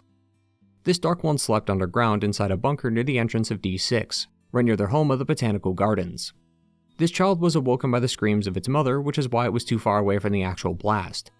But due to the missiles launched by Artyom, the entrance it came from was caved in, leaving the other Dark Ones alone and without food. These Dark Ones could very well die before even opening their eyes, so we need to open the door and have them escape, or this child really will be the only one left. In that exact same note, it's also mentioned that Khan had also hypothesized that the Dark Ones were created before the war as soldiers to fight off radiation. It's left up to interpretation though, and thank God for that. Because personally, I like the plot beat of them being created from humanity's final destruction, not lab-grown experiments before the war. I feel like that lessens the point of their existence, so I'm sticking with the original idea here. The group then heads to Polis to discuss the existence of D6. Not much can be done from our position, but that's where the Dark One comes in. It can't speak to anyone directly but Artyom due to his unique link with them, so instead it goes up to Moskovin's mind and forces him to tell the truth about how he killed his brother to stay in power and what Corbett plans to do. Thanks to hearing the truth about Moskovin and Corbett, Miller now has enough time to assemble a team of Rangers to defend D6, as the initial plan was to use the talks as a distraction so that the Red Line could take D6 from them during their meeting. Thus begins the ending. All the Rangers, including Artyom, suit up and prepare for war. An onslaught of Red Line soldiers come out of a nearby tunnel but are held back by Artyom and the Rangers. But a train is rammed through the station, knocking everyone over and even cutting off Miller's legs. Corbett and the Red Line currently have control of the station, but Miller had a backup plan. He couldn't stand the thought of giving up D6 to these guys, so it's either they win or they die along with the bunker. He's rigged the place to blow should such drastic measures need to be taken. Depending on your current total of moral points, that measure will be taken. If you didn't achieve enough, the entire base explodes, taking its secrets, the Red Line, and the Rangers along with it. The Dark One during the war has been trying to rescue its people, and will succeed regardless of your ending. The difference is that with a high moral point total, instead of leaving humanity to their own devices, the Dark One comes by to stop Artyom while they handle the Red Line, preventing the death and destruction of D6 and the Rangers. It then ends with the Dark Ones leaving the bunker and presumably Moscow itself. They say they do plan to return one day, and hopefully by then, the creators and the created can finally work together. Metro Last Light has always been the one I gravitate towards the most when I'm looking to replay Metro. Something about its gameplay and story has always stuck with me since 2013. The continuation of the Dark One's plotline from 2033 really helped seal that deal for me. Glukhovsky's 2034 has no ties to this second game, as it deals with Hunter of all people, and barely mentions Artyom. It was for this reason that 4A Games believed that it could not be adapted into a video game. Glukhovsky was fine with the decision and continued to help create new plots for the series to delve into, which in turn created my favorite game amongst the trilogy. It allowed Artyom to have a redemption arc, something the novels never touched upon, and it gave us a chance to learn more about the Dark Ones and the factions who inhabit the world of Metro. Not only is it a great game, it's a great sequel as well. Last Light is in some ways just more Metro, and frankly I would never take that as a complaint, and the community agreed, as Last Light sold more in a week than 2033 did in 3 months. But the party was only getting started. Metro's Last Light had yet to flicker out, as we got some extra content after release to round out the whole experience, although their quality is questionable. Over the next few months, Last Light would get 4 post-launch DLC packs. Most of them are pretty unremarkable, but we should talk about them anyway. The first was the Faction Pack, intent on showcasing extra missions not seen in the main campaign to expand the world of the games. 2 of them deal with the other factions, including one Reich Heavy who was at the Battle of D6, and then a Redline Sniper who along with a partner was infiltrating a Reich base. Both of them are incredibly short and were designed to give the players opportunities the main game wouldn't allow. In the blog post for the DLC, they mentioned that going forward, nothing in these packs would change the ending of Last Light, nor would they be cut content that was later repurposed for a DLC. They wanted Last Light to be a standalone experience, something that didn't require more payment to access the complete package, which is commendable. In the wake of that vision, we got 2 missions, a forced stealth mission and a no-holds-barred how many enemies can we throw at the player mission. Being able to partake in these was fun due to the exact novelty that shaped the whole experience, but that really is all there is to it. A forced stealth mission can be fun, but when it's only 15 minutes long, it does sound like it would have been better suited in the actual game itself, slotted somewhere within its 8 to 9 hour runtime rather than a separate standalone experience. The other mission, Kshatriya, is the best DLC of any pack by far. This mission changes the formula by applying a sort of roguelike finish to the core Metro gameplay. You start as an unnamed ranger whose task is to go up to the surface and find artifacts. You must bring these artifacts to one of the researchers here and get paid for your work. You initially start with nothing, but as you get more artifacts and subsequently more bullets, you'll be able to afford more gear and filters. You can only carry a handful of artifacts though, so it's expected that you make quick trips to the surface before delving back underground again. The main objective is to find the hidden subway map, which is likely to be the end of your journey. But outside of that, you're free to explore when and where you want. You can farm low-yield artifacts, blitz through areas for the best loot, or take your time and pick up everything as you go. The game will even give you light bulbs so you can light your path across the surface to keep track of where you've traveled. Honestly, I found myself really enjoying this mission quite a lot. I don't know if we'll ever get that Metro 4 we've all wanted, but if not, I'll gladly take a spin-off of this. As if this short adventure was any indication of its quality, I think a proper fleshed out title would do well, especially given it was the most well-received mission out of all the packs. The next 2 packs are less important than the Faction Pack, but they do serve to please some fans at least. Tower puts the player into different scenarios and asks the player to complete them. It was created for the sake of competition, as there is an online leaderboard where you and other players can compete for high scores. One thing the team was really proud of was the combat, and I agree. Last Light made many interesting changes to the combat, and much of that was translated over to the Redux version of Metro 2033. However, the team realized that they didn't really give the players enough opportunities to flex their wings, so they created this to let the players experiment with their newly created arsenal. I have the same opinion of this as I do the next pack, which is the Developer Pack. For this one, it's just a dev level, plain and simple. There's a museum with characters and mutants on display, a shooting arena with challenges, and an AI arena where you can make humans and mutants fight against each other for fun. Kind of out of left field, but this pack also includes for some reason an incredible mission that asks, what if Metro was a survival horror game? It has you escaping a nest of spider bugs while you scavenge for resources, find light sources to stop them from advancing on you, and hope you don't run out of time on your filters. Again, another mission I would not mind seeing expanded upon into a spin-off of some kind. There isn't much to judge with these 2 packs though, because it's very clearly for a specific audience and ultimately doesn't detract from anything. They are, if anything, little bonuses to explore and experience. Nothing more. You'll also have noticed that none of these packs have any story to them, and that's true, though that is not the case for the last pack, Chronicles. But of course, because it's the one pack with narrative content, it has to be the most disappointing. Chronicles is 3 equally short missions that show us alternate perspectives from characters we met during the main quest, including Pavel, Khan, and Anna. Pavel's is after escaping in Venice, Khan's is after the train exploded when catching the Dark One, and Anna's is during the first mission. And all of them kinda suck. Except for Khan, none of them really add anything. Pavel's mission explains where he went after he escaped Artyom. Not even an explanation as to how we got to the surface, just this one singular moment. After Pavel ran during his encounter with Artyom in Venice, he was captured again and had to break out. The entire 15-minute mission is him breaking out of the bandit-controlled territory before taking a raft back to the Red Square. Anna's is equally strange because it's basically her mission with Artyom but from her perspective.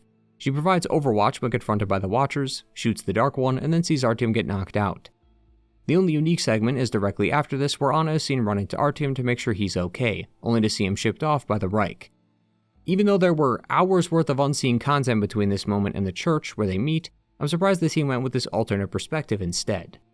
I mean, what was the intrigue here? It happens exactly like you'd expect it to. I'm also slightly annoyed at Anna's inclusion specifically only because her journal entry talks about her barely escaping the missiles back when they were launched on the Dark Ones in 2033, as she was out searching for Hunter that day. So somehow the idea brought up in the journal entry was more interesting than the actual mission we were given.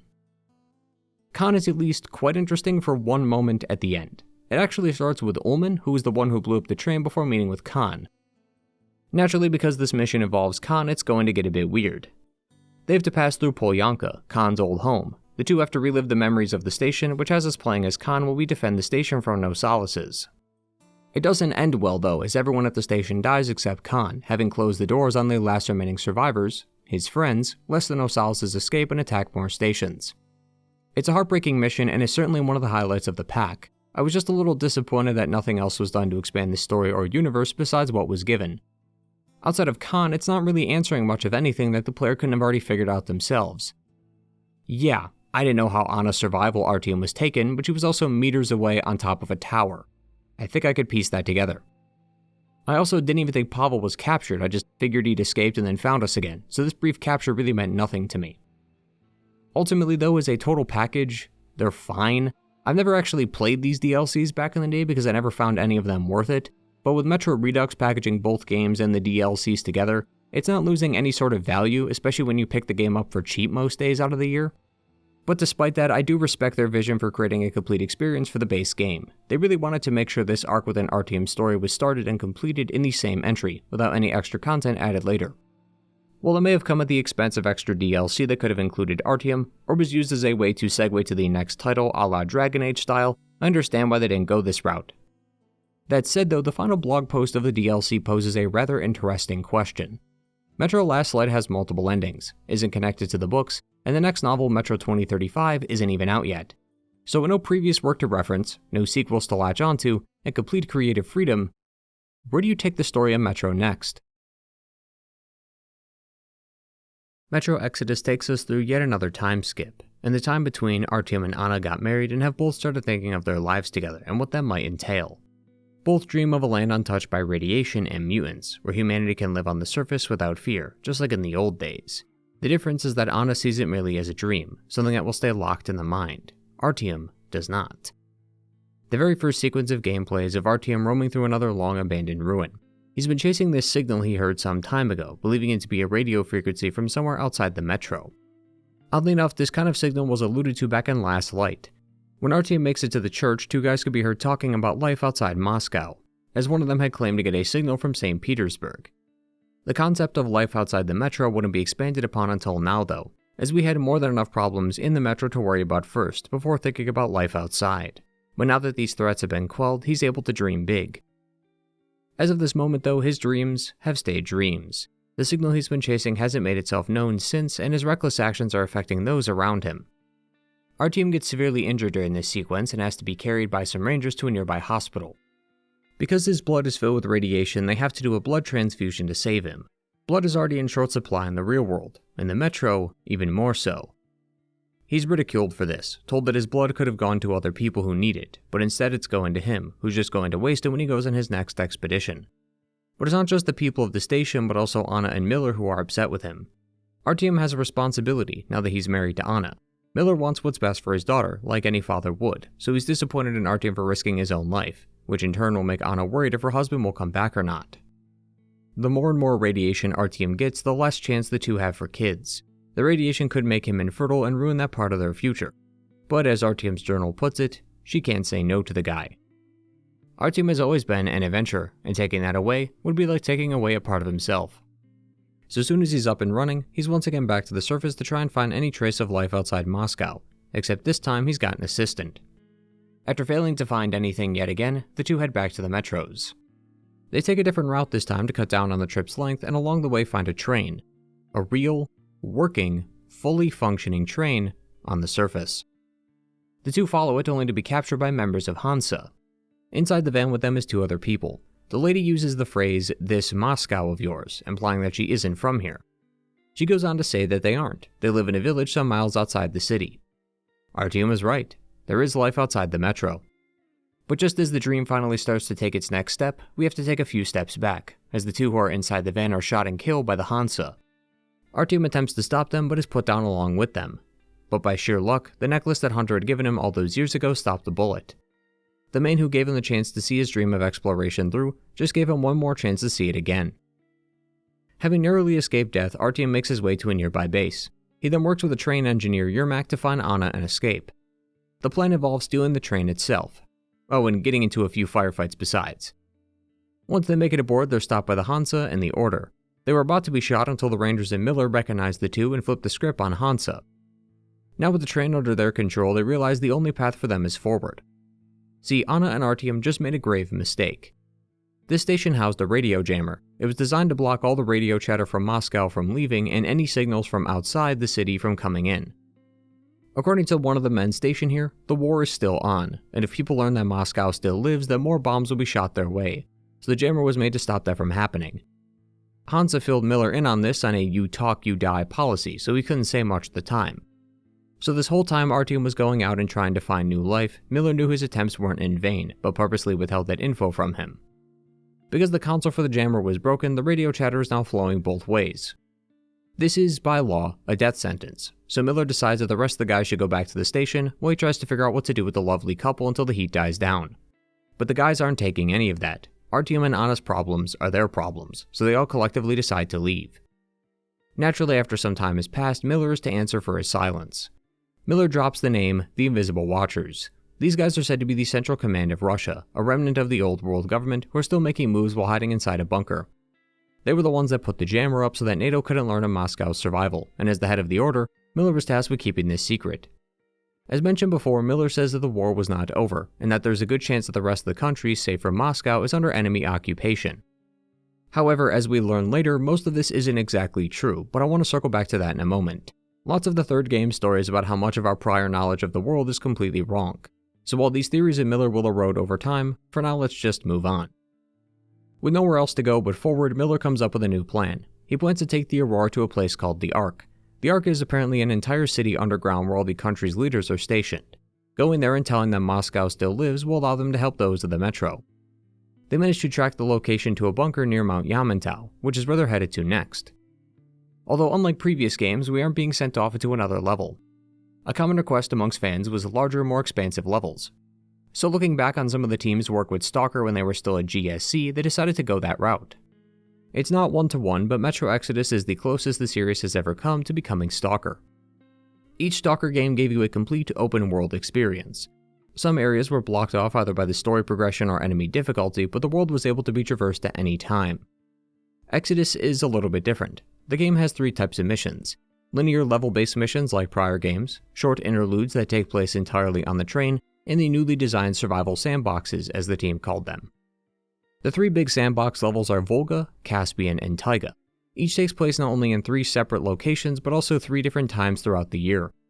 So you have the dry, sandy desert of the Caspian Sea during the hottest months in the year, while also having the swampy, wet setting during autumn when the trees' leaves really start to pop. It offers up a new sense of variety in every facet of design, as we're no longer held back by the dark, gloomy, claustrophobic feeling of the metro.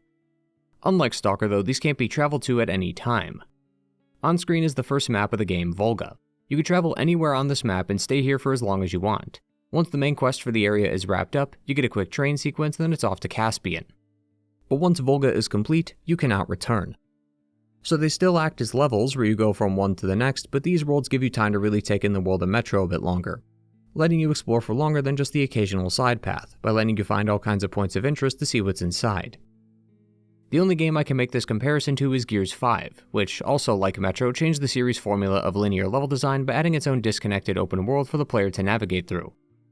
Which is quite strange as it was released the same year as Exodus, only a few months apart.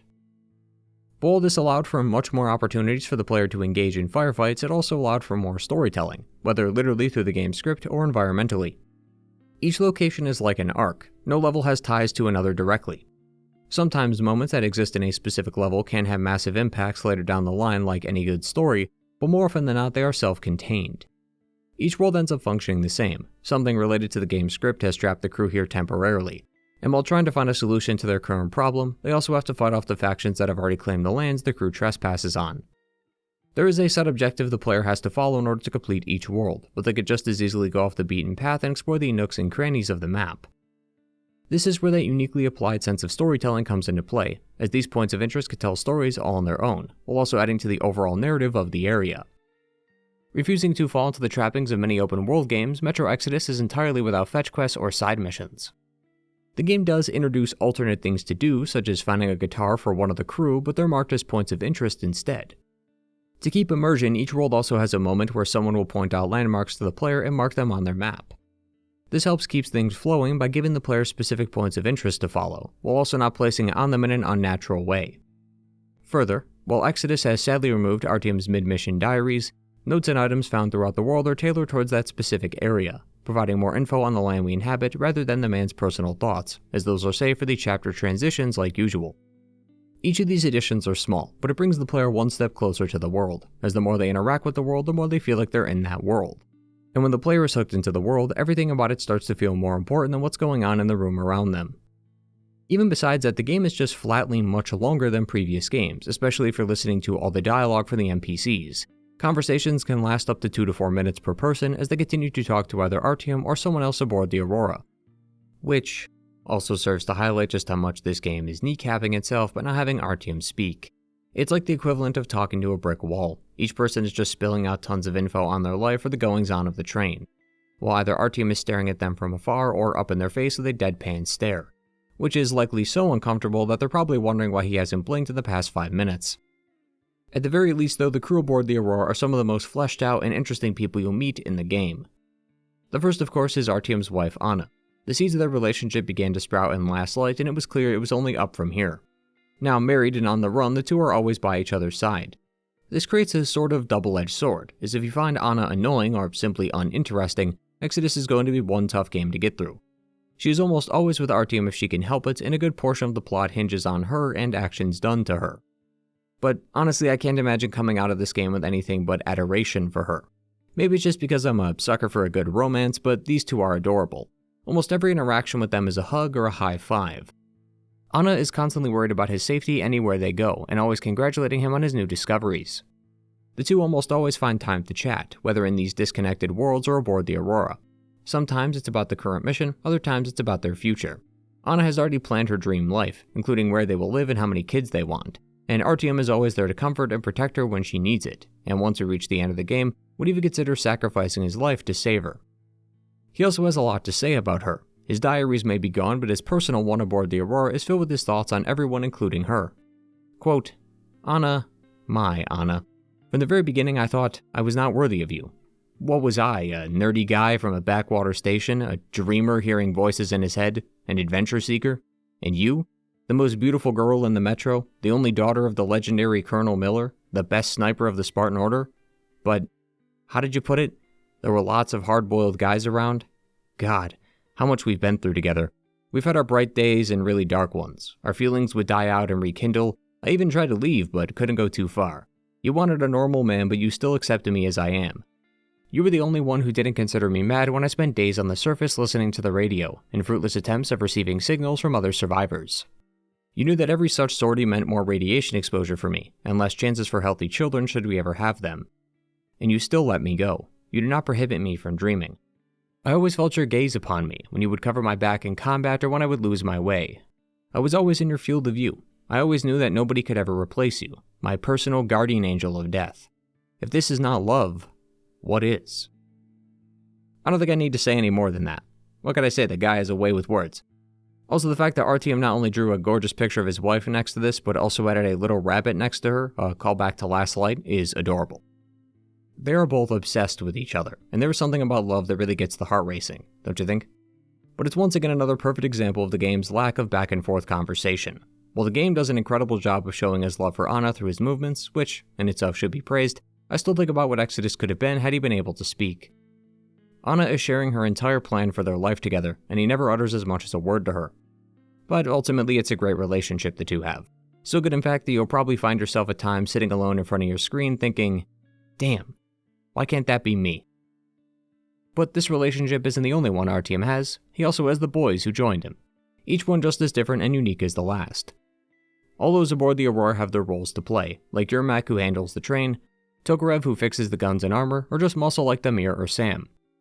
Some people may have more important roles than others, but because of how the story is told, each one gets more than enough screen time. Tokarev will always invite Artyom to test out his new upgrades for the Tihar rifle, and the player would never say no to new weapons.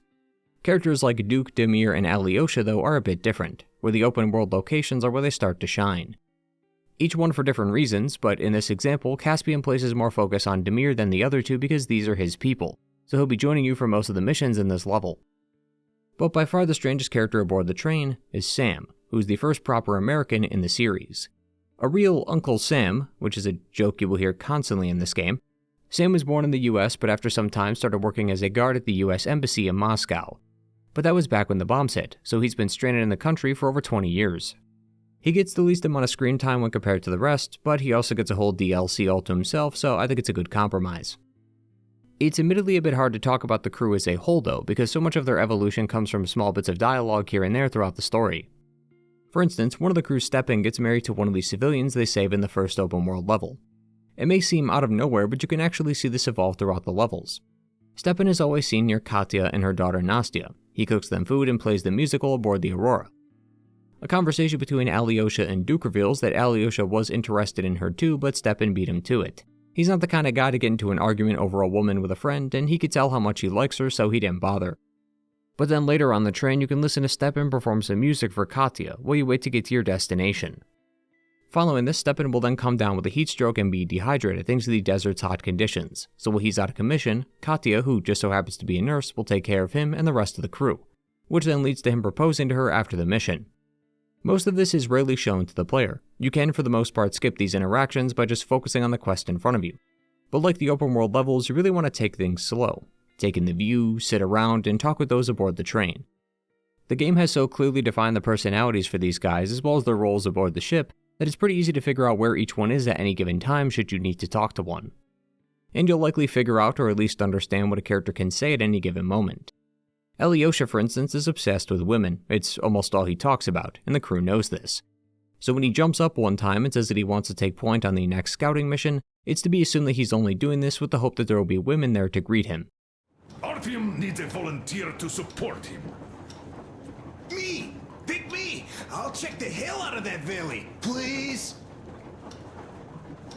Something makes me think that Alyosha is mainly going to check if there are any Amazons or women in general there. So we're all set. This is just one of the many examples this game has. You may not like some other personalities or the way they do things, but I think the best characters are ones with such a clearly defined personality that you know exactly how they'll react before they do, as the game has done a good enough job establishing a consistent identity throughout the game, and that's something everyone aboard the Aurora has.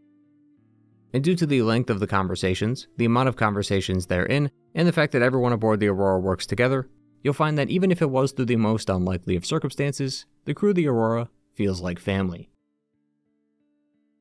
Returning to the story, the first stop is Volga. Not too far out of Moscow, the crew is stopped by a camp set up on the railroad. They crash into the camp, but thankfully no one is harmed, although their attempts at subtlety were less than successful. The main base of this camp seems to be the nearby bridge, which has also moved it up to block passage, so there's no way to continue the journey without dealing with this group first. Naturally though, it's best to take a think before you speak approach to every group the Aurora comes across. Taking a page out of 2033, much of Exodus' story hinges on themes of xenophobia. We are no longer a part of the Metro. These are no longer our people, even if the factions of the Metro could hardly be called our people.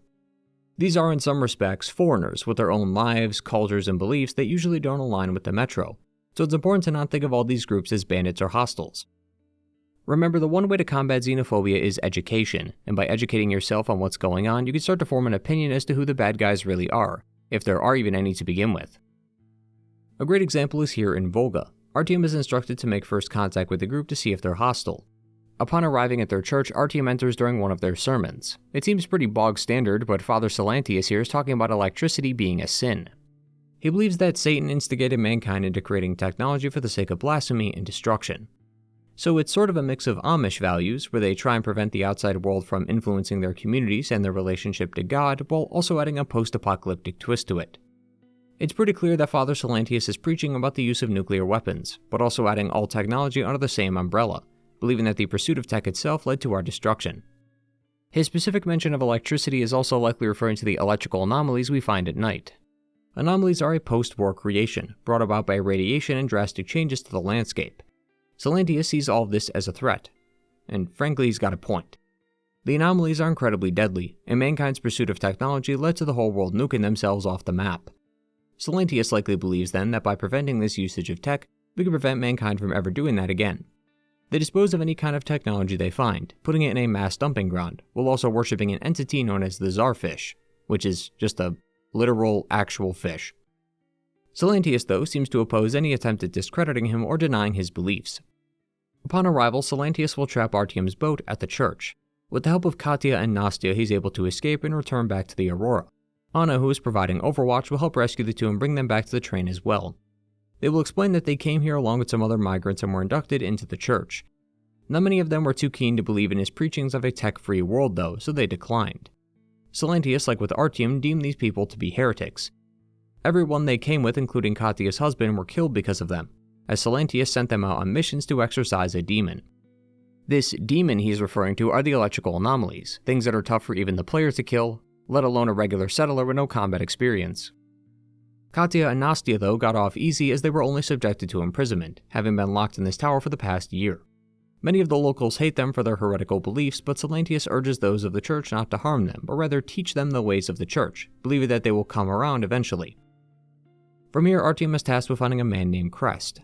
The damage the Aurora took was too severe, and Crest, a mechanic said to be stationed nearby, should be able to help Yermak repair the train. During our meeting with Crest, Anna went off on her own to investigate an antenna but hasn't radioed in a while. Tracking her location, we find that she injured herself, and thanks to her being knocked out, she started inhaling some of the gas down here, which made her hallucinate. Upon returning, Artyom will have to confront Miller about Katya and Nastya as he isn't willing to take them aboard. Through his impeccable skill of standing still and letting the other crew speak for him, Miller realizes that it would be wrong to leave a mother and daughter out in the cold like this, so he offers to have them tag along. With that out of the way, they now have to plan how to get past the bridge. The fanatics have it locked up tight, so Artyom will need to go in undetected and lower it so the train can pass. This is where all your actions come to a head. The end of this level will determine the fate of Father Silantius, with him either living or dying based on numerous actions taken throughout the level. Exodus has probably the best and most understood moral system in the series. Last Lights gave you positive points for listening in on conversations, requiring you to stop and listen to every person in the metro if you wanted to get the good ending. A lot of these conversations felt meaningless in regards to the message the game was trying to portray, as most conversations didn't seem relevant to a morality system. Exodus does away with that and instead focuses on Artyom's direct actions rather than his ability to listen. Nearby where the train has stopped is a bandit outpost. Inside a cage at the bottom is a member of the church. Clear out the bandits and rescue the churchgoer, and you get positive moral points. Or take that brief escape just a minute ago. Killing the members of the church rewards bad karma, while sparing them by either knocking them out or leaving them be rewards you with good karma. These are then totaled up at the end of the level, and from there your specific ending will play. Just like how the open worlds don't connect to each other though, the moral points don't either. The ramifications of that ending can have drastic consequences, as they do contribute to the game's overall ending, but your morality isn't screwed because you messed up one area. The meter, so to speak, resets when entering the next level. But out of all the open world locations in Metro Exodus, this is the one with the most nuance. Dialogue and radios throughout the game show you different sides of the cult. Silantius used to be a party official before the war, so he was related to the Russian government at the time, which could explain his disdain for tech, as he may feel partially responsible. Silantius seems to be a broken man trying to find his way in a broken world, but in doing so created a cult of sorts that restricts access to simple services like medical attention, and shuns all those who oppose or question his rule and subsequently get them killed by having those who sin basically throw themselves at the electrical anomalies. It's even learned that he's a hypocrite in some respects, as he claims to be able to use charms to defeat the electrical anomalies, but his charms are lightning rods, tech specifically used to ground electricity. So what is the right decision here? Well, it's clear that killing the locals and the members of the church is the wrong one. Artyom's chapter dialogue says as much. Quote, "Anna was right. We invaded their world and it's not up to us to destroy it, no matter how stupid it may seem. Electricity is a sin. Is that really worse than the lies we were told in the metro about how the whole world was dead and there was nowhere else to go? Each was a convenient lie made to stop people from questioning the world around them and keep them within their community. Artyom and those of the Metro are no different than those of the Church. It just feels different because this group feels like a cult, and not a fully operated civilization like the Metro. We've talked about cults like this before already when we discussed Silent Hill 3, so I'll just parrot some of what I said then.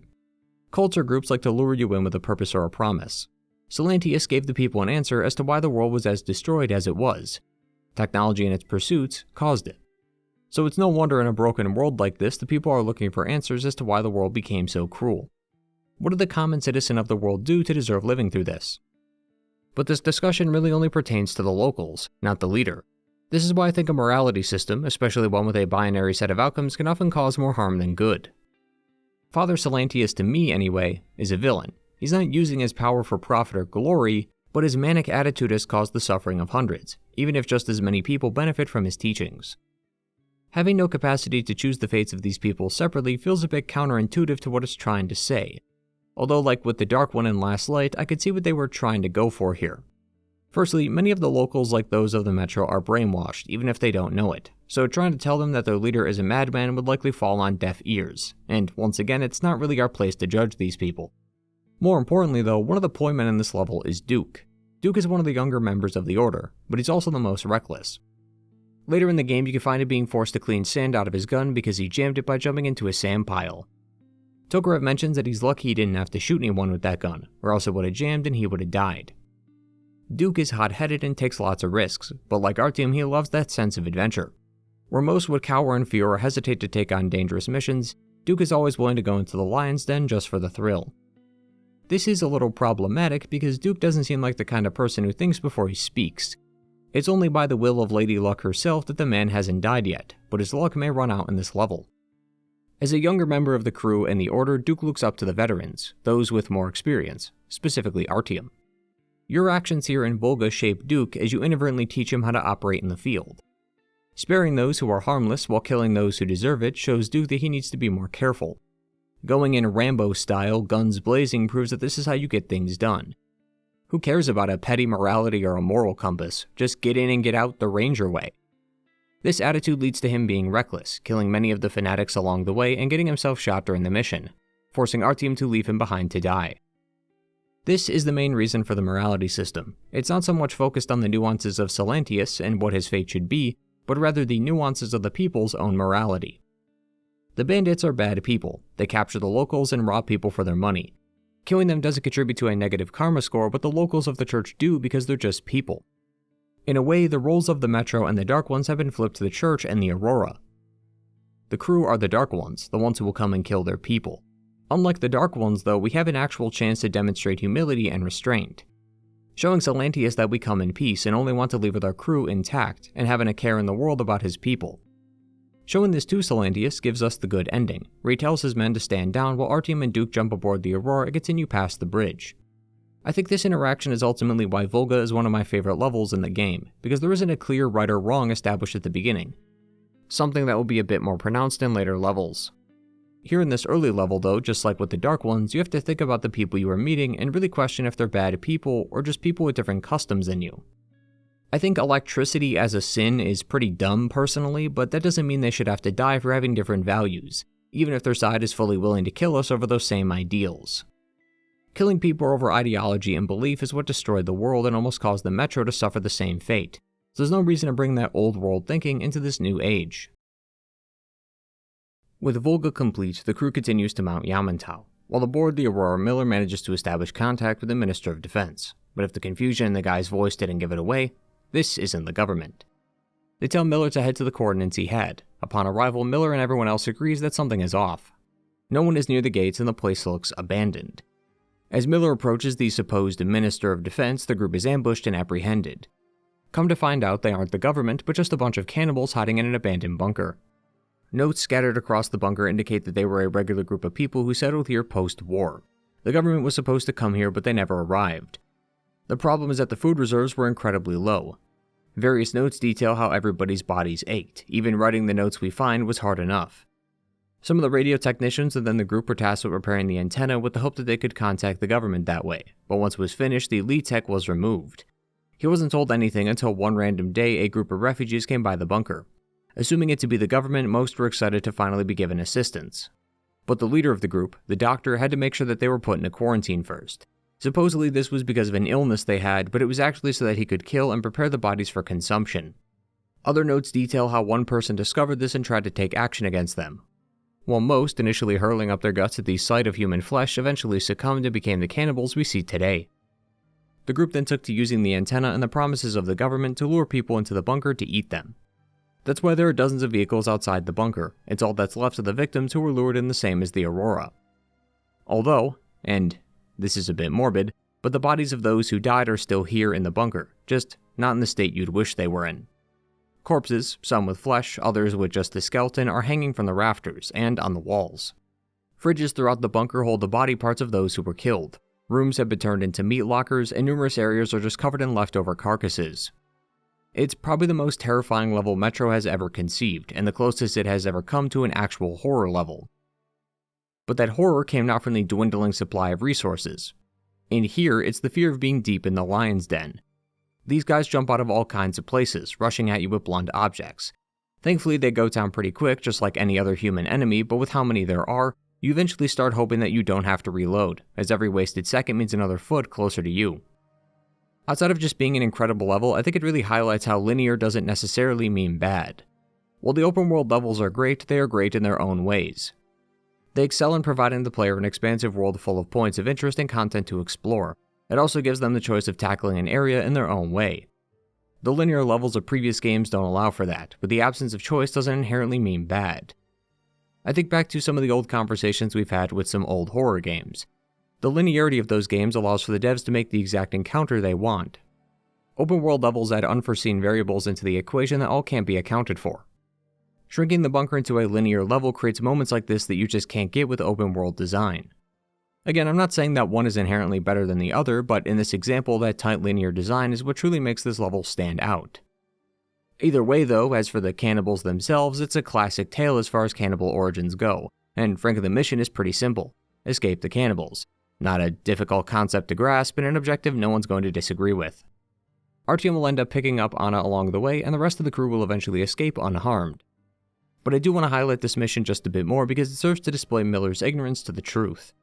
Miller mentioned back during the winter that Moscow was the only safe place in the country, and that occupying NATO forces controlled the rest, on top of the fact that the war was still very much alive.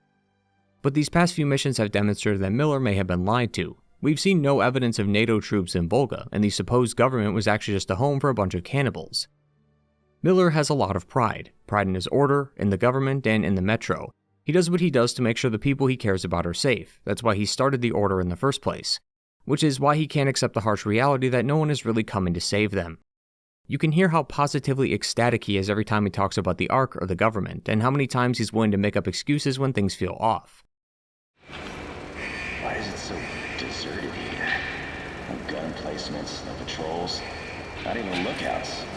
Why would they need any of that? A nuclear warhead couldn't take it out. Miller has been fighting for a better world for the past 20 years, and now realizing that those 20 years have finally paid off, he immediately chomped at the bit, without even recognizing that everything he's been told is a lie. He's got a good heart, but his blind optimism almost led to his entire crew being eaten alive.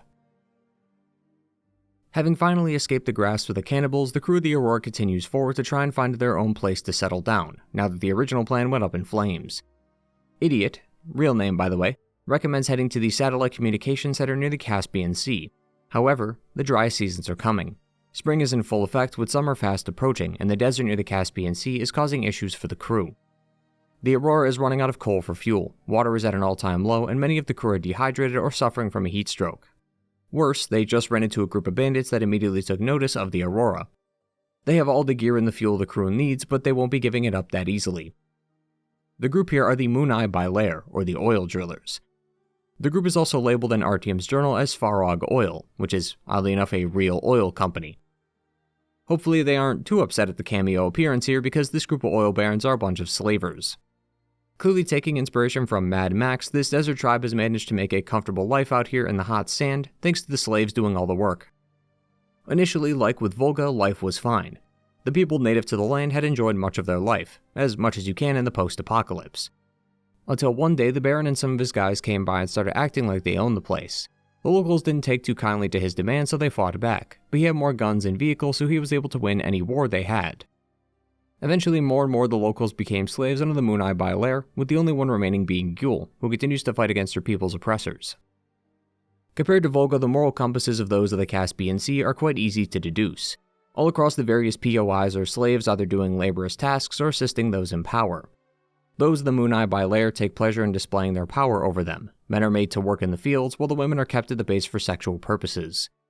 Anyone who acts out of line is beaten, and sometimes they just get beat because they can, as the Moon Eye Bailair know nothing will happen. The slaves don't have enough manpower or the strength to fight back, and simply leaving isn't an option either. They're given the bare minimum to survive, and they live in a desert. They're likely to die in the sand before they even make it out. It's pretty clear where each group stands when it comes to who's bad or good, although there is one group that does throw a wrench into that way of thinking. Along with the slaves in Moon Eye Bailair are a group of tribals, named as such. Both the slaves and tribals are taught by the Moon Eye Bailair to worship something called the Holy Flame. It's not really explained what the Holy Flame is or where it came from, but it seems like an attempt to get the locals to believe in something or give them false hope. The difference is that the slaves don't attack you. They may cower in fear when you're near but never attack. The tribals do. Which is strange because it's learned that the tribals are just slaves but more respected, for a lack of a better word. The tribals are just slaves turned slave masters, essentially. They aren't nearly as respected as the Moon Eye Bailair, but they aren't being beaten just for existing. It's wild to imagine someone doing this to their own people, but it's pretty clear that most of them aren't exactly sane, plus I think given the circumstances, being a tribal is a much more captivating offer. Something often used as a barrier to shield those of the post-apocalypse from criticism is the idea that the world made them this way. Artyom questions this after having seen the cult, cannibals, and now slavers. He wonders if the people of the world were always like this, or if the world forced them to be this way. Personally, I think it's on a case-by-case basis. Those of the bunker were definitely pushed into that life because of the world. But the Moon Eye Bailair seem like people who were always assholes, but couldn't do much thanks to the modern laws of the world holding them back. But in no way does that simply excuse the damage caused, because just as there are many people who give in to these selfish desires in order to stand above the rest, there are those that help and assist those in need, like many of the Metro. So these oil barons deserve no sympathy, and the game also acknowledges this by letting you kill the Moon Eye Bailair without penalty. Joining you on these missions is Damir. He's from Kazakhstan, and the Caspian Sea is located to the southwest of the country, so Gyul and the slaves are his people. He mentions in prior levels that he'd always like to be able to see his people one day, but it's clearly not the welcome he was expecting. Alongside Gyul, Damir and Artyom are going to be doing the heavy lifting for these missions, while the rest of the crew stays behind and guards the Aurora, given they are low on manpower. They end up going to a satellite center to find some maps, and through sheer luck there happens to be one from 2019. The SATCOM center, like many places prior to the war, had lots of people in it, Gyul's mother being one of them. After the bombs dropped, they stayed inside and continued to work, hoping that they could eventually wait it out and await more orders, but rations were running low and everyone died. Our team finds the maps they're looking for and then heads back topside to drop them off. Miller also managed to track down a place here called the Oasis, which is said to be where the Baron gets his water from. So they're going to fill up a large tank of it and attach it to the train, solving one of their many problems. The only solution to their other problem, that being fuel, is to kill the Baron, as he's the one who hoards all of it. Fortunately, the Baron is nice enough to invite us up to his penthouse as he wants to strike a deal. He gets Gyul, and we get the fuel. That goes sideways once Gyul caps his guard without warning, which is fine, I wasn't really planning on honoring that deal anyway. This leads to a massive firefight and an outcome as a result of your choices. If you rescued enough of Gyul's people, then Damir returns to the Aurora. But if you killed or didn't save enough, then Damir decides to head back and stay with his people, while Artyom boards the Aurora and sets off to their next destination. Like with Volga, the fates of these groups is left up to the interpretation. Killing the Baron certainly gives Gyul the upper hand, but who's to say that someone won't take his place? So it really does beg the question, did anything we did really change? And part of me wonders if having Damir leave was actually a good ending. It's a good ending according to the game, since his presence is needed later, but part of me also thinks that this is Damir's destiny.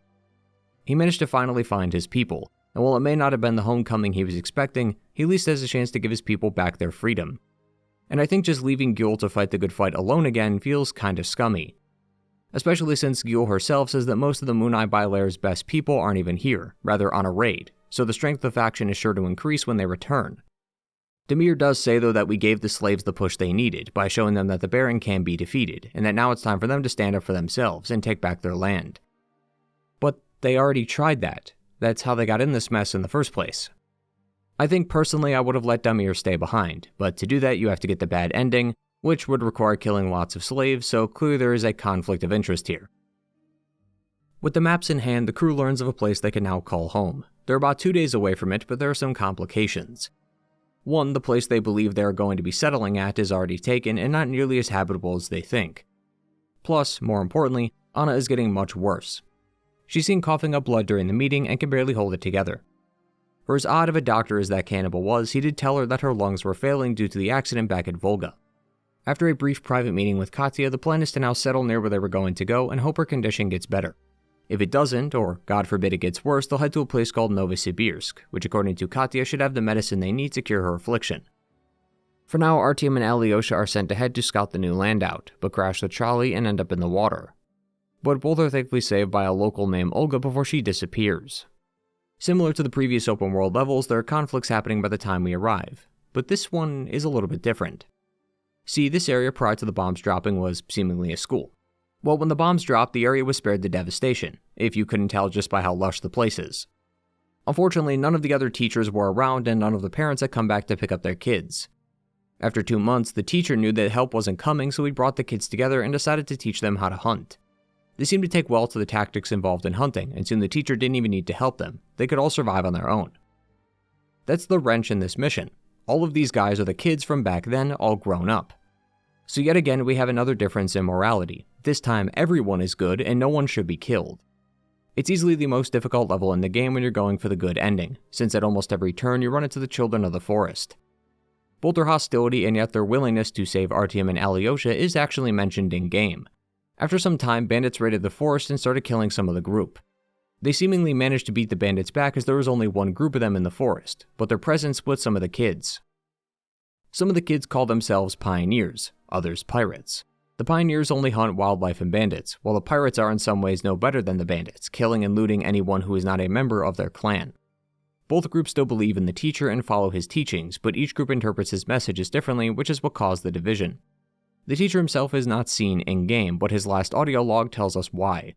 While initially happy for the children, he came to question their actions. One day the camp they created was raided by bandits. Some of the boys got together and attacked the bandits as payback. The kids won and hung the bandits on posts all over the camp, and when the teacher saw one of the kids roaming caked in blood save for his eyes, he knew right then and there that he did something wrong. He taught them how to hunt, something that needed to be done, but he never considered that they would revel in the killing. He saw hunting merely as a means of survival, not killing for the sake of glory. As a result, he shot himself. After hearing the news, some of the boys calmed down, learning the error of their ways, but even today there is still division amongst the group. It's never escalated enough to where there's infighting, but it's clear that each believes in going down a different path. Roman, for instance, left along with a few others, but even between this small splinter group there were some disagreements, mainly between Roman and his friend the Admiral. The Admiral believed that they should occupy the mill to defend the valley, otherwise the mutants will take them over. His suggestion was overruled, but he still went anyway. Meeting him in the present, you could see that something broke within him. His friends are all dead, now just limp bodies that he occasionally speaks for as if they're alive. He seems to have killed them himself as he talks about leaving doses of something in the tea, and his reason for this may have been a fear of abandonment. No one wanted to go to the mill, and now being confined to a wheelchair, he's likely going to die here. It's another example of the harsh realities of the world impacting those still around. The kids had no hunting experience, and likely never needed any had the bombs not dropped. But the new twisted rules of the world required they step up or else get left behind. They acknowledge that in this world they have to do what they must to survive, but others took that too literally. Now it may seem a little unoriginal given this is the third group in a row with some kind of religious influence to it, but I think it's natural for people to form groups like this in the post-apocalypse. In a way, it's not far off from the real world. Each country has different values and customs that others don't partake in, and even here in the States it's the same. So it's only natural that when a group of people get together and form a collective, they start to establish the rules, ideals, and values for that group until eventually you get what you have here. With regard to Artyom's side of things, the whole mission just involves reconvening with Alyosha and then eventually leaving since it's learned that the dam near the forest is going to break, and if that does, all the radiation it's holding back will be unleashed into the valley and kill them. Alyosha would specifically hate for this to happen as he actually falls in love with Olga and would hate to see anything happen to her. The only difference between the good and bad ending here is whether or not Alyosha is injured on the way to the train. But with Taiga finished, that also means we finish the last of the open world levels. Recalling our discussion with Yamantau, it's quite hard to say if one is inherently better than the other, because both the open world and linear levels use their respective strengths to their advantage, so ultimately it just comes down to preference. Personally, I've always liked the linear levels of the previous games. I know that the team wanted to capitalize on their time with Stalker, but Stalker and Metro's open worlds are just too different to compare effectively. Stalker's lifeblood is in its open world, the firefights and skirmishes, the anomalies and artifacts, or just the overall vibe of the zone. That was key to Stalker's success as a series. Metro doesn't have that, and it can't if it wants to be a narrative-driven game like it started as. The team explicitly wanted to avoid fetch quests, which they did, and is something Stalker had plenty of. But that also comes at the cost of the open world not feeling connected or cohesive. Again, I don't think its open world is bad. I think the team made the best decision for their game and it worked out well, but I can't lie and say that I don't prefer the linear design from previous games. Now that said, this open world design did allow us to explore those other places besides those cramped Metro tunnels, and if that's the trade-off, I'll happily take it. Our time with the Metro was done. We saw all we could, and while there was much to explore, as there are quite a few factions from the novels the games never delved into, we would just be rehashing the same ideas over and over again. And the whole point of the series was to create a better tomorrow, and we can't do that from inside the Metro anymore. The only way the series could have gone up was to the surface, and so to the surface it went, never to return home. But there really is no place like home after all, and all this exploration might make players nostalgic for the tunnels of the Metro again. And if that happened to be you, well, the next level was sure to satiate that need. The Dead City is the final level in Metro Exodus, and it's a complete 2-hour linear level in the Metro tunnels, like back in the old days. See, Anna's not getting any better, so we have to go to Novosibirsk. Only Artyom and Miller are going to go though. The radiation is through the roof, way worse than anything the crew has ever seen. But these two are the ones that are going to risk their lives. Her husband and her father are not just the two most important men in her life, but the two men who also dragged her into this mess. Artyom with his dream of exploring the surface, and Miller for taking them to all these places afterwards. So it's almost like they're doing this to make amends for getting Anna sick.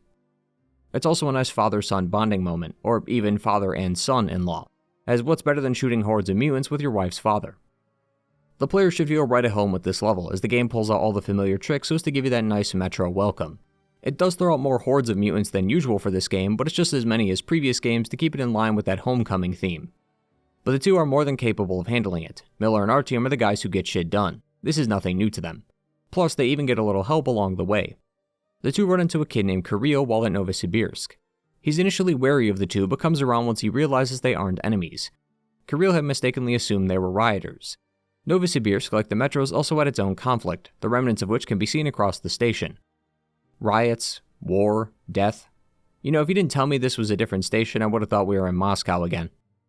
According to Kirill, his dad was on a mission topside but left a month ago and hasn't radioed back in 3 weeks, so you likely know what that means. His dad was looking for radiation maps, similar to the ones Artyom found near the Caspian Sea. These use satellites to show pockets of radiation so you can see which places are habitable or not. This is what the Aurora needs to find their new home, so Miller's going to find the maps while Artyom finds Anna's medicine. To help, Miller gives Artyom his railgun, a gun I've been wanting to use since 2033. It truly feels like a father passing down the family rifle. After experiencing a unique type of anomaly and run-in with some blind versions of the librarians, Artyom finds the medicine. As he tries escaping, a blind one almost throws him off the building, but thankfully he manages to fight it off, still having sustained numerous injuries. Miller comes in just in time, but things aren't looking good. As mentioned before, the radiation here is extremely deadly, worse than Moscow. Kirill, however, was able to procure what he calls green stuff, which is basically a shot of anti-rads, and gives one to each of them. Artyom used his earlier in the level when he started seeing hallucinations of Anna, but Miller still has his. Miller then wastes his on Artyom instead of himself, meaning that once the radiation catches up to him, well... Can you drive? Hooray! We're moving again!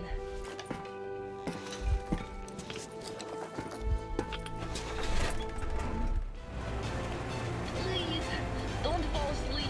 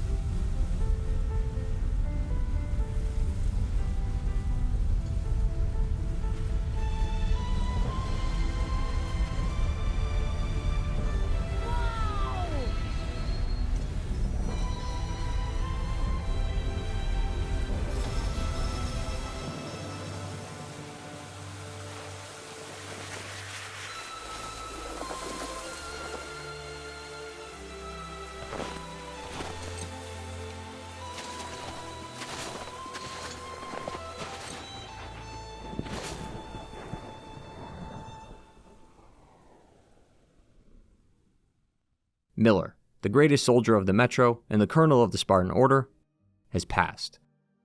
This one always stings. Miller since day one has always backed Artyom ever since the Council refused to hear his pleas of the Dark Ones. The two may have had their disagreements, especially here in Exodus when Artyom decided to keep visiting the surface, but he cared for him. At the very end, he calls Artyom son. Artyom lost his father a long time ago, and Alex, while his stepfather, was always a little more than an uncle to him. Miller, in many ways, was his father. He helped him during 2033, raised and guided him while he was in the Order and Last Light, and continued to stick by his side to the end. Miller could have easily saved himself, but he knew what he had to do. His time was over. He thought of retiring after this whole expedition was done. He just wanted to make sure that the people he cared about were safe, and so he did just that. His sacrifice not only saved Artyom, but Anna's life, and now thanks to him, they and those of the Aurora can finally live in peace. From the day he founded the Order, all he ever wanted to do was save and protect the people, and he continued to uphold that even until his dying breath. He might never have gotten to see that beautiful coastline and flourishing colony he'd hoped for, but his death made sure those of the next generation could. It's just like what Artyom said back in 2033. Perhaps the generation raised without the sun, but also without fear, will reclaim the Earth, if I give them that chance. Although, depending on your actions, Anna could lose more than just her father today. This is where your previous actions are totaled up. Artyom has lost lots of blood, and the blood he does have is completely irradiated. Once again, due to his own luck, somehow, Artyom happens to be a universal receiver, meaning anyone can give him blood. Everyone will offer to donate him blood, but will it be enough? Duke, Damir, and Alyosha will decide if that is. Duke can die, Damir will leave, and Alyosha will be too injured to give blood. If two or all three of them are missing in their respective ways, Artyom will die. If they are all here or only one of them was gone, however, then Artyom lives. Honestly though, there really isn't that big of a difference in endings. The only difference is Artyom, and then of course whoever wasn't able to give him blood. But it truly is just between Artyom dying or not, as both endings showed that the crew of the Aurora made it back to the safe place they found on the map thanks to the ones Miller brought back. The crew has finally found their home. It just depends on if Artyom gets to see it and if Anna gets a chance to share it with him. We may never get a Metro 4. There's talks, sure, but there hasn't been any confirmation of one yet. But if this really is the last Metro game, or even the last one with Artyom in it, I'd say it's a fitting end. From a young guy in his mid-20s who just wanted to explore the world to see what was out there, to this older, more experienced Artyom who fulfilled that dream and got to see it through to the end with his friends and wife. And whether he died while doing so or survived, I think he fulfilled his dream in the end. Life was out there in the world and he found it. He's always been an adventurer, and regardless of if he died, he still got to see that dream through. He either explored the world and found a home for his friends and family, or died doing what he loved, and what more could you want in a life than that? While this may possibly be the end of Artyom's journey, it's certainly not the end of ours. There are many questions Exodus refused to answer, and now that Artyom's story was wrapped up, the DLC can now serve to answer those questions. As opposed to Metro Last Light, which had 4 DLC packs, of which had about 7 different missions for the player to do, Exodus only has 2. The difference is that they are way longer, more fleshed out, and actually do parts of the story that matter. Whereas Last Light just added alternate perspectives, Exodus takes it one step further. The first DLC answers a question the player will likely have upon reaching the final few hours of the game. What happened to Novosibirsk? Unlike Last Light, which would have just shown us Miller's perspective and then the two talking, this DLC is actually more focused on Kirill's father. We get to see the downfall of the station in real time, and not just through conversation. We initially start with Kirill's father, Colonel Klebnikov, who is currently on flamethrower duty. Novosibirsk has a bit of a slime problem. We saw this back in the Dead City level, which was a brief alternate look into what it looks like untamed. This slime screws with the water and the pipes, so it's critical that it's dealt with. One thing I appreciate is there being enough ammo to actually deal with the slime. While not all the slime has to be dealt with, it often obstructs the path that leads to the next objective, so they will have to be burned at some point. Thankfully, the devs recognize that the mind of the player is very simple. Give them a flamethrower and a few targets, and this whole place is going up in flames in a few seconds. And thankfully there is enough fuel to make this place burn hotter than a circle of hell, and I respect that. This introduction not only serves to test out new ideas and encounters that would be out of place for Artyom, like the faction packs of Last Light, they also serve to highlight the culture and economy of the station. Going through here is dangerous. Just like Miller and Artyom, the Colonel here was exposed to lots of radiation, so we need some anti-rads in his system immediately. So he gets his routine shot of green stuff before going back home. Thing is, the game portrays the green stuff like a currency, like the bullets back in Moscow. People talk about not having enough green stuff, or question if they should spend so much because of the holidays. Novosibirsk, as we saw coming in, is completely irradiated, and that stuff doesn't evaporate overnight. People need daily shots to prevent radiation exposure. So just as those of the Metro dealt in bullets, which not only serves as a good standard of currency but an effective tool against the mutants, the people of this Metro dealt in green stuff, similarly hard to replicate and needed by everyone. But it is this item that caused the downfall of Novosibirsk. See, bullets, while effective, are not wholly necessary to everyone in the Metro. Most people aren't soldiers, that's not their job in the station, so they only need the bullets for money. Green stuff is a universal need, something they need to survive, or else they'll die, not just go broke without. With that kind of dependency, it's pretty clear how this war inside the Metro started. As Colonel though, Kirill and his father lived quite well, they were respected by many in the station, and green stuff was always in supply. But it was not like that for the common citizen. Petrovich, the driver of this trolley, was offered a shot of green stuff, but asked if he could take it on his own time. He does this because his granddaughter is sick, so he's hoarding his take to make sure she has enough. Entering the station, and we can see that the situation is getting worse. A wife is upset that her husband spent their last green stuff on drinks for New Year's. People are waiting in line for their share of green stuff and have seemingly waited days for them. People are also getting accused of hoarding supplies and ripping others off to get more green stuff. The Colonel will also get a call of someone hoarding their stock in a more recent flashback, who turns out to be Petrovich, and you get to decide what to do with it, either take the excess or all of it, despite just recently hearing of his granddaughter's condition. Refugees have also started pouring in from so-called dirty stations, which I assume are the ones that don't have green stuff, so now there's even more people that need it. Worse, one of the generals ends up calling Klevnikov aside and basically tells it to him straight that they're going to run out. There isn't any conceivable way to make enough in time, so they're definitely going to run out, and when that happens, all hell will break loose. He suspects rumors, conspiracy, and riots to occur soon after. So he plans to evacuate the essential personnel first, which includes the Colonel, and then get the others later when they can, which is most definitely not going to happen. The General is correct about one thing though. Green stuff is the lifeblood of Novosibirsk, and so when that lifeblood runs out, well, people aren't going to be happy. Going into another flashback, we see that the Colonel is gearing up for another attack against the rioters. Those of Oscom have taken up defensive positions and stopped the rioters from overrunning their base. It's one of the few moments in Metro where there is nothing but sorrow. Everyone knows there is no turning back from this, and so both the rioters and officers are hoping that they are one of the lucky ones who will make it out. The game even has its own Spec Ops The Line moment just after blowing up one of the tunnels where you could see the wreckage you've caused. Bodies are piled up everywhere, burnt or just turned to ash. A soldier of Oscom is hyperventilating next to a fire, and the eerie silence contrasts so well to the deafening sounds of gunfire heard just moments earlier. The whole time you're here, you can't help but think that these people just a few months ago were celebrating the New Year, and now most won't make it till tomorrow. You start to think about how the hell things got this far, but there's also another feeling of sheer survival that kicks in as well. No one at the station wants to do this, but it's become an us versus them situation, all because of a little green stuff. It's learned by the end, however, that the General had plans to evacuate on his own. He was going to gas the whole station and was promised evacuation for his cooperation. But after learning of his own son's death and that he himself was betrayed as that evac will not be coming, he takes his own life. With all the station's people gone, Kirill and the Colonel are the only ones left. The two then decide to make do in the station with the intent on leaving as soon as possible. The Colonel then went to the same SATCOM center that Miller will be heading to find those maps. Unfortunately, just as he grabbed the maps, his vial of green stuff broke, sealing his fate. But this is the tale of two colonels, so where one failed, the other will come by to pick up the slack. 2 men, 2 colonels. 2 children they rushed and died into the unknown for just so they could create a better tomorrow for them, and 2 men who would happily do it again. Re-examined my life up to that point somewhat. Especially when I heard your story. I saw my past self in you, friend. We both served the great lie, because we both made ourselves believe it was necessary. And if not for him, I would have ended up like you did. But now, finally, my life has a real purpose for a change. All because I can finally look the truth in the eye. I think you understand. Thank you for the maps. Don't think it was all in vain. You saved us all.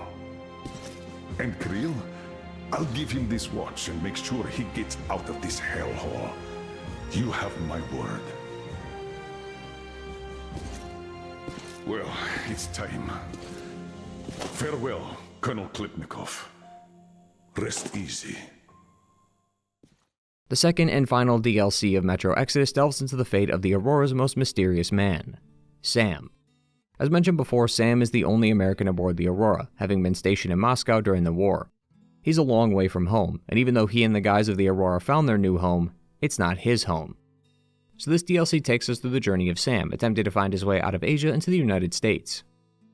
Whereas Two Colonels was a linear level like the old days, Sam's story has more elements of Exodus, giving us yet again another large open world to explore.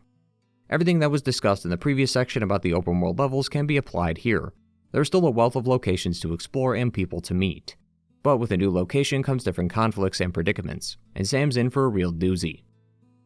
Sam's journey starts by heading as close to the Pacific as possible. He ends up running into a man named the Captain who knows a way home, and that's via a whole-ass submarine that's just stationed here at the port. The issue is that the submarine isn't his, at least not anymore. It's now overrun by a guy named Tom, who also happens to be an American. Of course, the two are quite surprised to see a fellow American this far out, so naturally Tom questions his nationality by quizzing him on America's greatest pastime. Tom and the Captain here are in a minor conflict. Tom wants to get the sub running, but only the Captain knows how to fix their current predicament, and the Captain won't tell him. See, Tom used to work in weapons manufacturing before the war. Incredible foresight, of course, as guns and ammo are a hot commodity after the war. The Captain, after the war, created a small settlement using the submarine at the docks. Eventually, bandits made their way in and tried to wrestle control of it, but Tom eventually came by and put a stop to it. The two then landed themselves at a bit of a power struggle, which ended with Tom controlling the submarine and the Captain on his way out. The real kicker of this conflict is the sub itself. The submarine was manned by the Captain during the World War that destroyed the planet. He was tasked with shooting nuclear warheads at designated targets, but never did. So now we just casually have a submarine with nukes chilling in the harbor. Here's the issue. Sam was hired by Tom to check in with the Captain and see if he can assist in repairing the sub, but doing so gives Tom access to a weapon that destroyed the world. So Sam is to decide whether to help Tom, giving him the sub and his ride home, or destroy it, possibly losing his ticket home. It's a complicated choice, but if Metal Gear's taught me anything, it's that these nukes shouldn't be in anyone's hands. Metal Gear has always been a very anti-war but also anti-nuclear war game. Every game provides evidence of the fact that nuclear war and war in general can lead to the end of civilization and that it needs to end. Even making the dismantlement of nuclear weaponry a goal that the community could achieve in the Phantom Pain. Will Tom use these nukes? To be honest, actually, yeah, given his business and attitude, I actually think he would. I don't trust the guy whatsoever. But even if he swore on the American flag to never use them, just having them makes it a deterrent. Again, relating this to Metal Gear, in MGS5 the crew of Mother Base had enough nukes to become their own entity. The weapons were a message, a you shoot at me, I shoot back kind of message, and this is a world where nukes were commonplace. In the post-apocalypse, no one likely has as many nukes as Tom, so it's a one-way deterrent. He could come to some piece of land to take it over, and threaten to nuke the place if they resist or fight back. He doesn't have to use the weapons, their presence is already more than enough. This conflict is at the heart of the DLC because it creates an internal conflict within Sam. Sam wants to visit his home of San Diego because he wants to see his father one last time.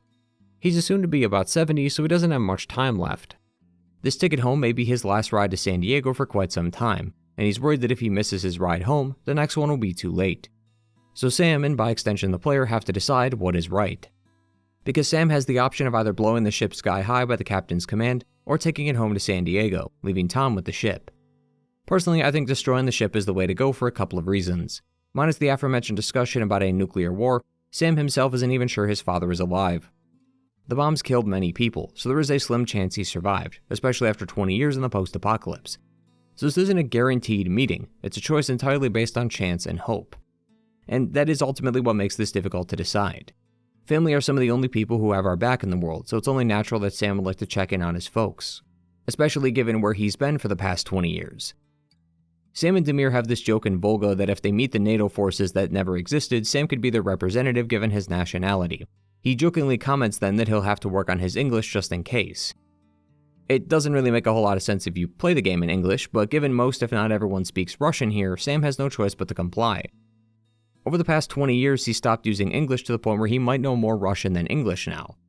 It's a small thing, but it almost feels like a part of his identity and culture is gone because of that. As I said, he's a long way home, and even those of the post-apocalypse feel a bit homesick from time to time. Time is a valuable resource, one of the most valuable ones there is, as it's the only thing you can have an infinite supply of. Money makes the world go round, of course, but all that money will mean nothing once you're 6 feet under. So Sam has to make a decision of whether that time is better spent here, alone in the frozen tundra of another country, or back in the States with his family. Lots of time has passed, and who knows if there's still any left. The sheer jump in quality from Last Light to Exodus is astounding, and shows just how much the team has learned from the past game.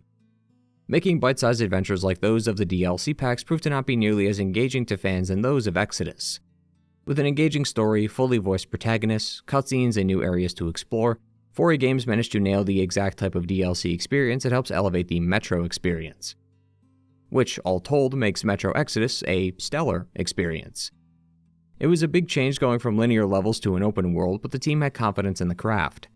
Going open world in a game that promised to explore the outer reaches of the country was the only sensible direction, and that decision paid off. From its stunning visuals, immersive gameplay, and incredible story and characters, it was a hit almost instantly. But just as things were looking up, the nuclear warheads came crashing down, as this would be the final proper Metro game. Now, obviously this is all going to lead to me segueing into the actual fourth Metro title, but it's not the Metro 4 we expected. Everyone wants and still continues to ask for a sequel to Exodus, but it's as if the games have a jammer placed over them, as no news has come in or out about a potential sequel. The reasoning for this may have to do with some current events though. Metro Exodus wrapped up all of its content by the beginning of 2020. Just after that, the world was impacted by a worldwide pandemic, which affected lots of gaming studios. And as you'll recall, 4A Games is based in Ukraine, and as of 2022, the country has been embroiled in a war. This is also largely why Stalker was on hiatus for such a long time. Minus the layoffs and the Kickstarter scam and all that stuff. All of this though has likely put a wrench in some of 4A's plans for the sequel, but as mentioned earlier, even if the series does end, I think it's a fitting conclusion.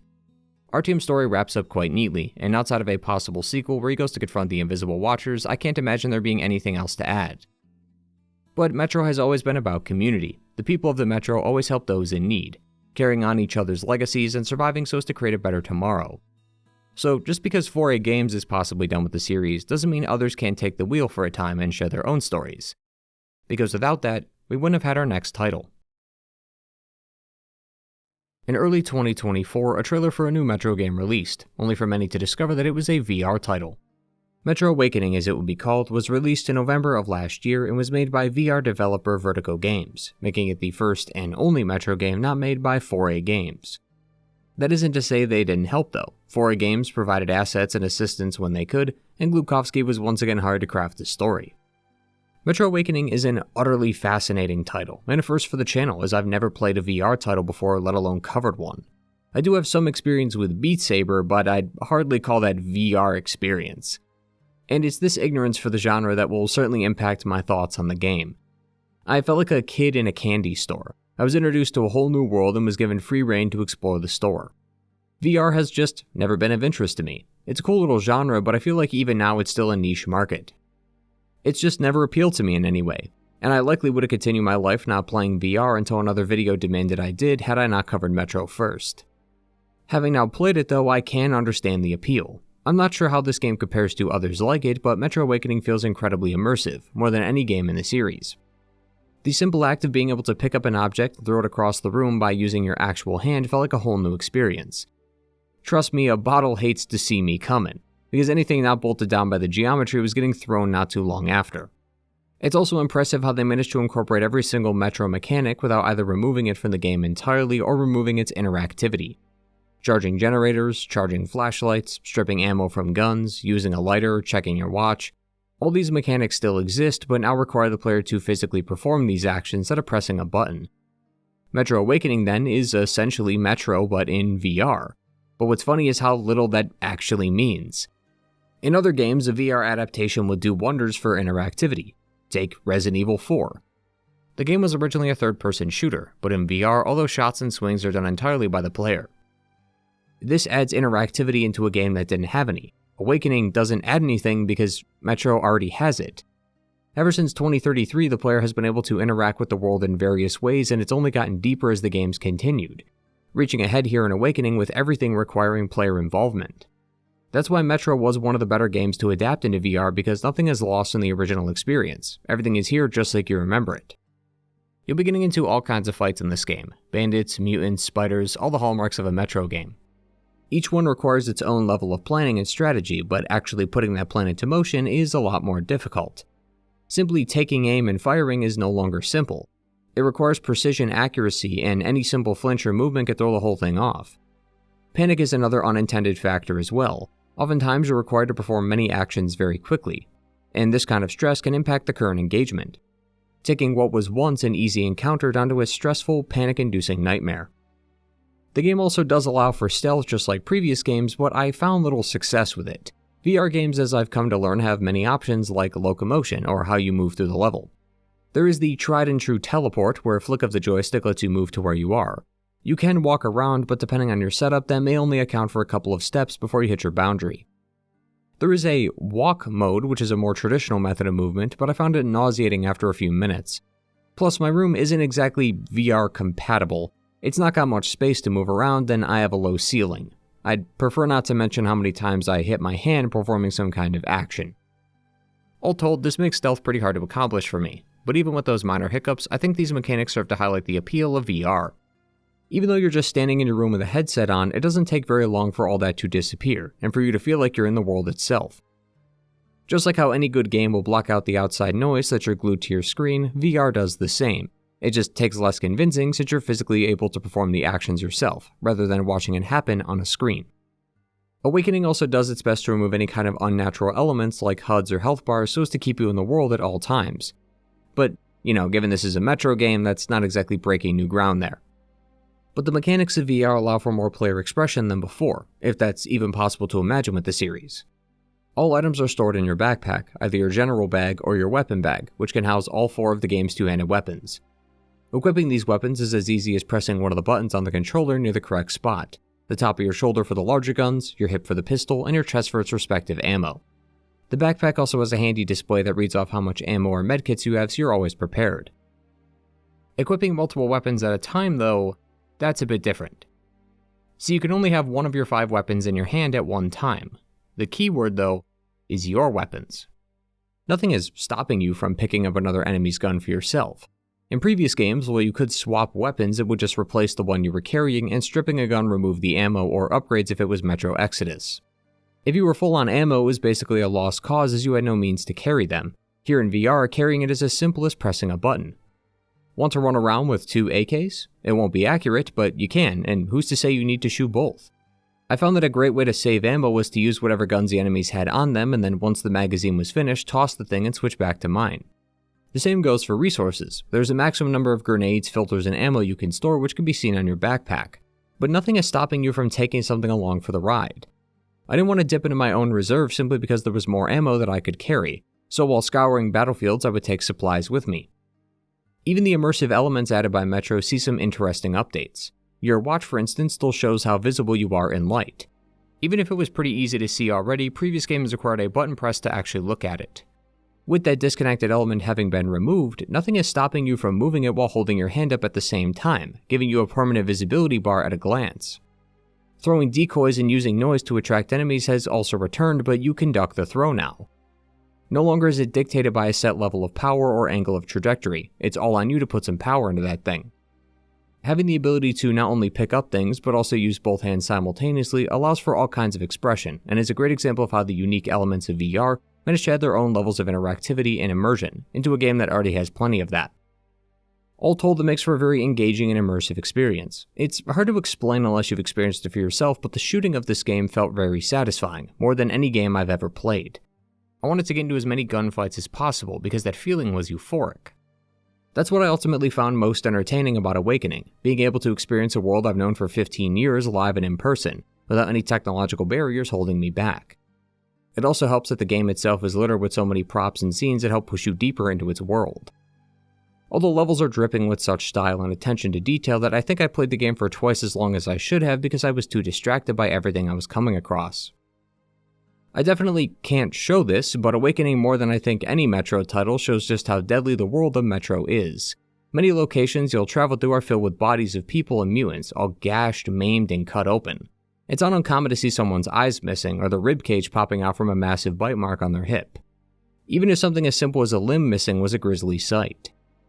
Gaming is fiction. Nothing will threaten you or even interact with you physically, but in VR it feels like those borders were removed.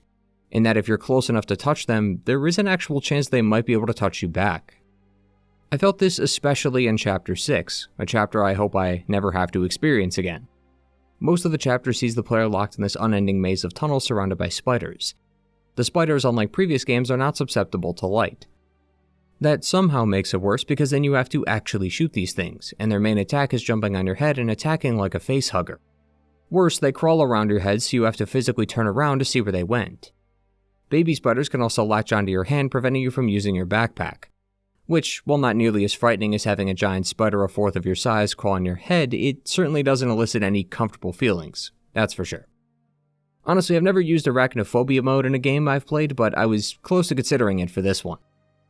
The level also ends with you having to walk around various ghosts just like we saw in previous games. These too are also somehow more terrifying than I ever thought they could be. You start hearing the noises of these people in their last moments ringing in your head no matter where you go. They periodically show up, and even if they're not interacting with you, their presence is unnerving. Sometimes just standing there, but other times walking around reliving their past moments. All of this is helped by the fact that the flashlight dies way quicker than previous games, and just about anything not in that cone of light may as well be the void. Even with the brightness all the way up, it's almost impossible to see. Staring into the abyss is not an appealing prospect, but knowing that there is something in the abyss staring back at you is even more unappealing. What was appealing, at least, was the game's script. I was curious to see what kind of story Metro Awakening was going to tell, now that it had these new elements to work with. It's been cited that Glukhovsky had written a more personal and emotional story for Metro Awakening, which made Vertigo Games rethink the structure of Awakening, by turning what was likely a combat-heavy game into a narrative-driven one, making it match up neatly to the previous Metro games that came before it. The intro of the game throws us right into the thick of it, with a flashback sequence taking place in 2018. It shows our new protagonist, Dr. Serdar, helping defend his station against a mutant attack. It's about 40 minutes long, likely shorter if you're not touching everything around you, but it doesn't take very long at all for something to click. While playing, you'll likely think, haven't I played this already? You have. This is the same attack on Polyanka we experienced in that same vision from Last Light's DLC, and that's when the truth starts to click. The people of the station call him Dr. Serdar, but we know him as Khan. Metro Awakening is an origin story of Khan, how he became Khan. I was so happy to learn that this is where they were going. One of the game's biggest mysteries left unanswered was Khan, and why he is so in tune with the spiritual essence of the Metro. What made him this way? Awakening poses that question to you and then offers you a chance to see it should you play more. Our journey through Metro Awakening begins in 2028, 10 years after the flashback. Khan has made a new life here in this new station and even has a wife named Yana. She, however, is grief-stricken over the loss of her dead son, Petya. She claims to be able to hear him talk to her. Khan, like many of the residents, assumes that she was just losing her mind a little due to the loss, so she was put on medication to help her. We'll fast forward to now when she's out of that medication, and due to hearing Petya again, she breaks the equipment in the station's mushroom farm. Khan then, with the help of his friend Max, goes out and search for her medication as the last shipment hasn't arrived, and if the previous scene didn't give it away, she needs those meds pretty fast. From here on, the entire plot of the game revolves around Yana. Lots of things occur throughout the plot that drive it in this direction, such as Yana opening a tunnel to the station in order to chase the voice of her son, which forces Khan to find her and subsequently get captured. Along the way though, you'll learn more about Khan. The whole point of this game is to show you how he becomes Khan. There isn't really a singular moment that leads to this, as it's more so multiple moments that impact him as you get further and further. Let's start with the fact that Khan is not some mysterious wizard this time. Despite later entries in the timeline showing him to be the opposite, here in this early period of his life he's more focused on logic and facts. It's likely part of the reason he's a doctor, or him being a doctor contributed to this attitude, because he believes that science, logic, and facts can explain everything. When walking around a specific station, Khan will frequently talk to someone over the radio, and this woman offers to read his tarot. Khan, however, scoffs at the idea, claiming that only idiots would believe in tarot cards. He's even called Mr. Rational quite frequently throughout the early parts of the game. It is pretty odd seeing Khan of all people act this way given what he turns into, but it wouldn't be a proper origin story without this internal conflict. Because that's precisely what this is. Khan eventually becomes so wrapped in all kinds of weird, magical, supernatural things that it's impossible for him to debunk them. Khan is a rational, logical person, only willing to look at the facts, judging things only by their reality, the things he's able to see physically. The problem is that the things he sees in his logical reality are mystical. Ghosts in a large cloud of the void are things that belong into the spiritual or supernatural net, but these are real and physically in front of him, and historically those things have never mixed. Supernatural phenomena has always had an element of mystery to them, because they are never seen, leading people to question if supernatural elements like this are even real. Khan was one such person, but now has to confront the fact that the supernatural is real, and because he's someone who believes in logic and rationale, must admit that this isn't just a fantasy anymore. The game will even explain how the Genghis Khan thing started. Yana was the one who believed he was the reincarnation of Genghis Khan. She was so convinced that she made Khan go under hypnosis to see if he could remember this past life of his. Khan didn't remember anything initially, but in a later chapter actually recalls remembering a ritual, one that we'll see in Chapter 4. At the end of Chapter 3, Khan is kidnapped and thrown into a cage. During the chapter transition, he sees a vision of a ritual leader performing a ritual on Yana, which involves stabbing her in the heart. He'll even see another one later which shows him in a white robe, fully playing into the Khan character. Khan believes that these visions represent parts of him that he has suppressed. It's these moments that start to clue Khan into the fact that he's not just accepting the unacceptable, like the ghosts and stuff, but that he's always been in touch with the spiritual side, and it's this side of him he's been holding back. Khan has always had visions like this. He foresaw the attack on Polyanka before it happened, but chose not to say anything for fear of being labeled insane. Khan has always been able to harness and tap into the spiritual energy of the Metro, but his rational mind has subconsciously shut that away.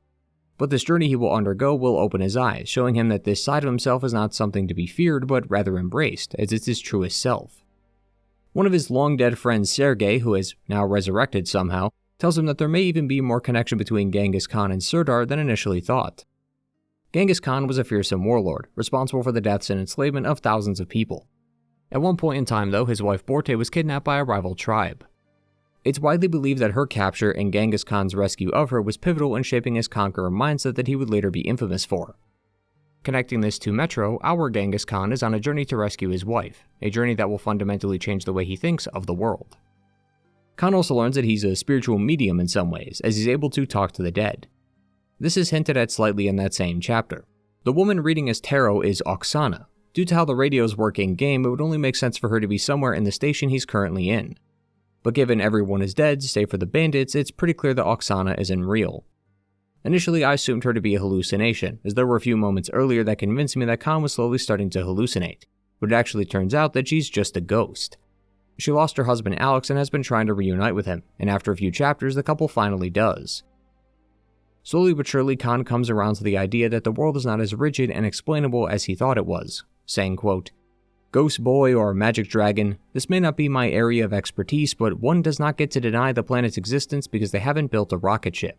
The universe may be many things, but a liar, it is not." Sometimes you just have to accept things as the way they are, even if the existence of said thing is not easily explainable. This is what loosens Khan up, allowing him to accept more of these odd moments as just part of life, directly contributing to his more calm and soft-spoken attitude we saw in earlier entries. This also just shows how synchronous the emotions of the player and Khan are. The earlier chapters had ghosts aplenty and frightened both Khan and likely the player. As the game continues though, you start to feel less frightened, and not necessarily because the game eases back on the horror, but more because you and Khan understand their true nature. They are the left-behind spirits of people who were killed in the Metro. They aren't harmful creatures out to kill, they're just lost souls looking to pass on. Remember what Khan said about the anomaly? Educate yourself before casting judgment on something? Having learned that he can hear the thoughts of these ghosts and also help them pass on, Khan adopts a more empathetic mindset, wishing to help these people rather than fear them.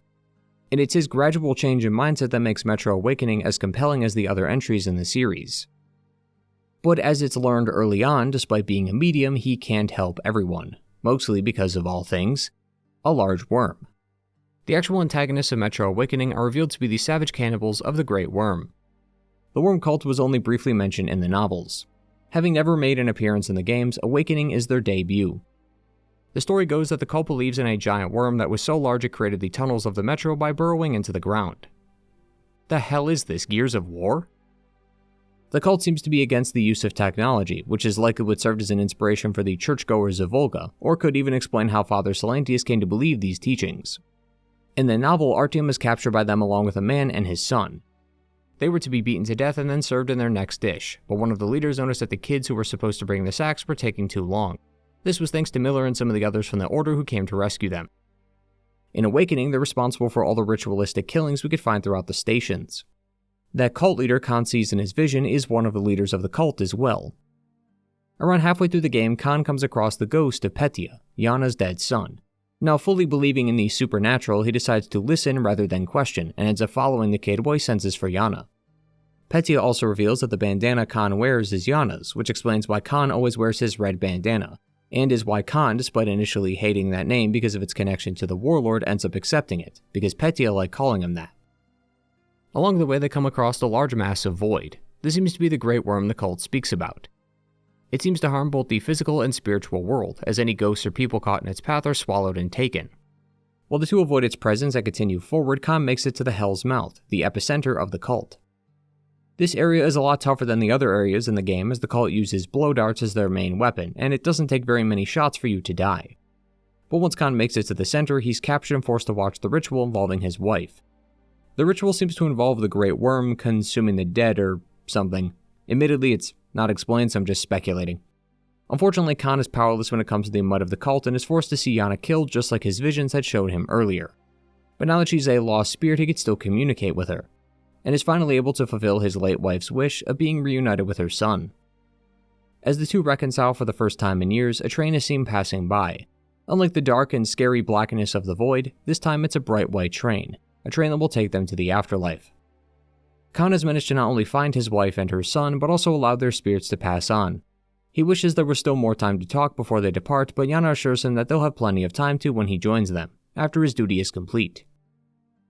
And so, donning the bandana of his late wife, now believing that the spiritual world is anything but fake, and becoming the medium the ghosts of the Metro need to pass on, Serdar officially steps into his role as Khan. Metro Awakening was fantastic. I'm sure it being my very first VR title helped quite a bit, but even if we just focus on the story, I think it's a worthy entry in the Metro series. It set out with the single goal of creating an emotionally driven experience regarding the origins of the most mysterious character in the series, and it met that goal perfectly. Khan has always been a favorite of mine ever since 2033, so I'm glad his story was properly explained. It's not nearly as world-defining as the Tales of Artyom, but this journey did shape and change the world of Khan, which is just as powerful. But this leads to the one big question I had looming over my head when playing. Is it really worth the price? Metro Awakening is $40, a generous price for a game with about 13 hours of content, but the platform is the concern. Awakening is not a game with a VR mode, it's a VR exclusive, and the prices for headsets can reach some unheard of prices, some as high as $1,000. Mine was about $500. Not nearly as high, but certainly high enough to be considered an investment. Not something you could just pick off the shelf without worry. Is playing VR fun? Absolutely, but if you're dropping this much cash on something, would it not be better to get a console or parts for a PC instead? I see VR as a secondary console, something I will pick up when I need to. My PlayStation functions the same. I've been using Xbox for such a long time that it's become my main console. Any games that release on multiple platforms is likely to be bought on there. If I don't have a choice, like with say God of War or Uncharted, then the PlayStation will surely get some use. The difference is that there are usually enough exclusives to make that worthwhile. Most of the VR games on the market don't interest me, and any ones that do are VR adaptations of games I've already played like Resident Evil. And that is ultimately the appeal to me, being able to experience something I've already done but differently. VR is interesting, and I'll certainly be keeping an eye on its library of games in the future, but it can't hold a candle to what a console can provide. I don't mind paying for it, but I know not everyone is willing to. Is Metro Awakening at least good? Certainly. If you have a headset already, I'd say it's worth the price. But getting a headset just for this? That's a question you'll have to answer for yourself. Before we ship out though, I promised I would talk about the novels, and I want to make good on that. Metro started as a book, so it's only fair to judge its source material. Most of our talk with 2033 has already been discussed in that respective section, thanks to it being one of the only books in the trilogy with explicit and direct connections throughout most of its pages. As such, most of its story is similar to that of the games. There are a few moments unique to the books, however, like Artyom's capture at the hands of the Reich and the Great Worm Cult, or the time he met a Jehovah's Witness, but the basic plot structure is the same. But as I also mentioned before, just because both media tell the same story doesn't mean it's told the exact same way. The first 6 chapters, which encompasses Artyom's journey from the start all the way to Khan, are roughly the same, but what occurs in these chapters is much different when compared to the games. There is a lot less shooting in this series than the games would have you believe, so instead of shooting Nosalises all the way to Riga, Artyom just helps the guys wake up from their vision before they wander off. The same event with the hallucinations and visions occurred, but it's handled differently in each version. Bourbon's death is also a little bit different as well. Artyom and Bourbon were traveling through a tunnel on the way to Dry Station. However, something seemed to have possessed Bourbon as he was speaking much slower than before, and isn't actually speaking directly to Artyom but rather just out loud. A loud deafening sound then played from the pipes which knocked Artyom to his knees. When he awoke, Bourbon was unresponsive. As Artyom was dragging his body to their destination, he ran into Khan, who helped him carry him. That's when the two would chat and introduce themselves, although Khan doesn't stay too long as he would leave after giving Artyom directions. Following this chapter, Artyom is captured by the soldiers of the Reich and was to be hanged for killing one of their men. This is around the time Artyom would have been fighting the Reich in Red Line, so you can see how 4A Games wanted to keep that structure the same but remix the events. This may have also been the inspiration for Artyom's eventual capture in Last Light, as he'll also be thrown into prison with some Red Line soldiers. Minus the core changes, most of the differences come down to moments where the player was shooting now being replaced with talking. Instead of taking a truck to Ostenkino Tower, Artyom and the Order actually go back to Exhibition. On the way there, Artyom had also found a home with pictures that looked eerily similar to him and his mom, although it is never outright stated that this was Artyom's old home. Metro 2033, though, is often considered the best of the trilogy, and I agree. The pacing, characters, and overall story were great, even though I already knew where it was going. It was also nice to be able to hear more of the characters' thoughts, as the games cut down on many of the book's conversations. The talk between Alex and Hunter about their views on the Dark Ones was a great example, going from just a fair few sentences to a whole 5-page argument. It really serves to flesh them out and help establish their views as opposed to the games, which wanted you to get to shooting as quick as possible.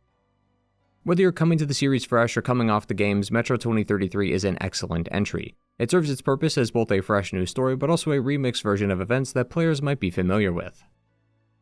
Metro 2034, by contrast, decided to create a more personal story, one that deals with many characters and many stations but is mainly focused on the internal struggle of Hunter. The story first begins at Sebastopol Station. They're running out of resources, supplies, and ammo due to the constant attacks from mutants. A team of 3 is put together to help re-establish connection with these central stations that can keep these supplies flowing throughout the station. This team of 3 consists of Hunter, Homer, and Ahmed. Ahmed isn't really that important though because he's killed pretty early on and is replaced with a girl named Sasha. Her story is more important because her fate is intertwined with Hunter's. Hunter, having survived his encounter with the Dark Ones in 2034, is now stationed as a guard here in Sebastopol.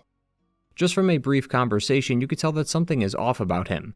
He's very concise and straightforward, while also being very demanding. He's not asking you something when he speaks, he's telling you. You just have to follow along. When picking people for the trip, he volunteers to go and picks Ahmed and Homer. He wasn't asking to be picked, he was telling the station he was going and he wants those two with him. Hunter's fight with the Dark Ones severely impacted his mental state. Just the sheer thought of them drives him crazy.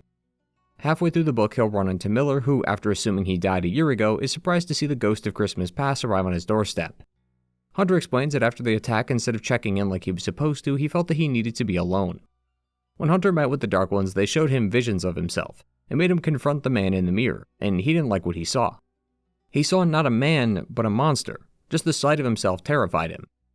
After he woke up from the visions, he realized he'd been lying to himself. He's not the savior of the people, he's a bloodthirsty murderer.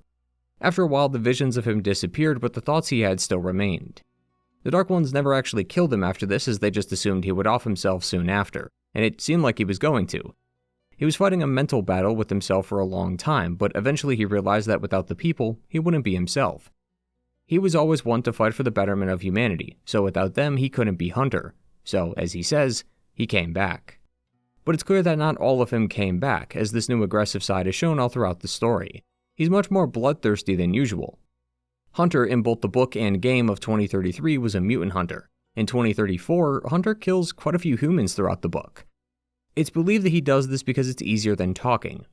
He's efficient in that regard, just shooting anyone who gets in the way of his objective. Homer and Sasha take notice of this attitude of his, which starts the evolution of their character arcs. Homer's real name is Nikolai Ivanovich, but he named himself Homer after the Greek poet, the one who wrote the Iliad and the Odyssey. He wants to be like Greek Homer, to be immortal through the use of his writing. Homer died back in the BC era, and yet his works are still talked about even today. He has effectively become immortal because his works have transcended far past his death. Homer in Metro wants to create something like this as well. He wants to make his own Iliad and Odyssey, and he believes that Hunter is the perfect candidate for the hero of the tale. This means that Metro 2034 is not just a book written by Dmitry Glukovsky, but that in-universe 2034 is also a book now written by Homer. This is even directly referenced in the sequel 2035. Maybe I'm reading too far into this, but it's possible that Homer is in some ways a self-insert of Glukowski. Not directly, but Homer's goal of creating an immortal work of art likely parallels what Glukowski himself would want. That when his time is past, Metro and his other series like Outpost and Future will outlive him. In-universe, though, it's very bizarre that his goal is to chart the journey and create a story out of it, given the entire station is at risk of being overtaken by mutants. You'd think his priorities would be shuffled around a bit better. But I can't understand why he believes this to be important since he's old and likely won't live too long, and once we get to the middle of the story, he might have even less time. Sasha is the other anchor of the story and serves as a literal anchor for Hunter. Having been rescued by Hunter earlier in the tale, she joins the group on their adventures all the way to the end. Despite his hardened attitude, Hunter seems to take a liking to her. She initially was going to leave after being rescued, but Hunter didn't want her to travel alone. There are also quite a few times that Hunter acts very uncharacteristically of him because of Sasha. She's essentially meant to be the love interest, and Homer immediately took notice of this, which is why she is written this way in his tale. Sasha is trying to get Hunter out of his hardened trauma-filled shell, but it's taking a lot of effort to do so, especially when the major plot of the tale is revealed. During their travels, they find themselves entering Tula Station.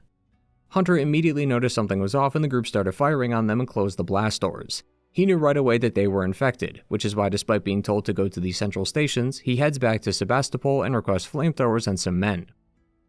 The whole rest of the story deals with this singular moment, which seems to be stylized as a point of no return for Hunter, that this act will define him forever. Homer, of course, only cares about the book, although he does actually acknowledge that he was possibly infected during their brief time in Tula, so he's worried that he might be spreading this infection to other stations. He isn't actually infected, but at least he's showing some genuine worry for something other than his Odyssey. Hunter believes that Tula Station and any other neighboring station showing signs of infection should be purged, or else in a week's time the entire metro will be affected. Sasha believes that there is another way, either a cure or something that doesn't involve killing a bunch of innocent lives. She'll happen upon a guy here named Leonid, who has learned to be the same one who broke Artyom out of his cell back in Last Light. He took a liking to Sasha and wanted to be with her, so he devised this plan to tell her about a cure so the two could be alone. It's a really odd part of the story personally, and likely contributed to the common sentiment that 2034 is a story that goes nowhere at times. There is an actual cure though, as Leonid believes that the radiation should be able to eliminate the virus, as a similar outbreak happened not too long ago in another station, but his insistence on dragging Sasha along with breadcrumbs only to lie to her frequently was quite annoying to sit through. Still, this leads to the final chapter where Sasha confronts Hunter and his newly acquired squad of men and tells them of a cure. She tries to get through to Hunter, who is clearly conflicted, as he wants to deal with the infection but also doesn't want to get her hurt. Ultimately, it ends with the station being flooded thanks to some of the explosives the men used. Sasha was caught in the stream of water, and as she went below, Hunter called out to her, telling her that he needs her. So finally that rough exterior breaks, but it was too little too late. Although she isn't found after the water is drained, meaning her fate is ultimately never revealed, leaving Hunter and the reader to wonder what happened. At its core, 2034 is supposed to be a more personal story compared to the heroic tales of Artyom. I found it to be quite interesting as the dynamics between the characters were less connective. The group really feels like they were connected together by strings and not a shared goal. Homer was merely following Hunter, and even questions multiple times why Hunter dragged him along for this, as this job is easily something he could accomplish by himself. Tack on characters like Sasha and Ahmed, and the group feels less and less like a typical adventuring party, which I think actually adds to the appeal. The story always leaves you wondering whether one of them will leave or not or go against the group. Hunter at one point ends up leaving the group to scout ahead for over an hour, and Homer assumed that Hunter was finally betraying them and leaving them to die. Hunter's motives are constantly questioned throughout the story due to his backstory not being known by many of the Metro. You can also see where Metro Last Light got some of its influence, like the infection at Tula being similar to the one we saw in Last Light.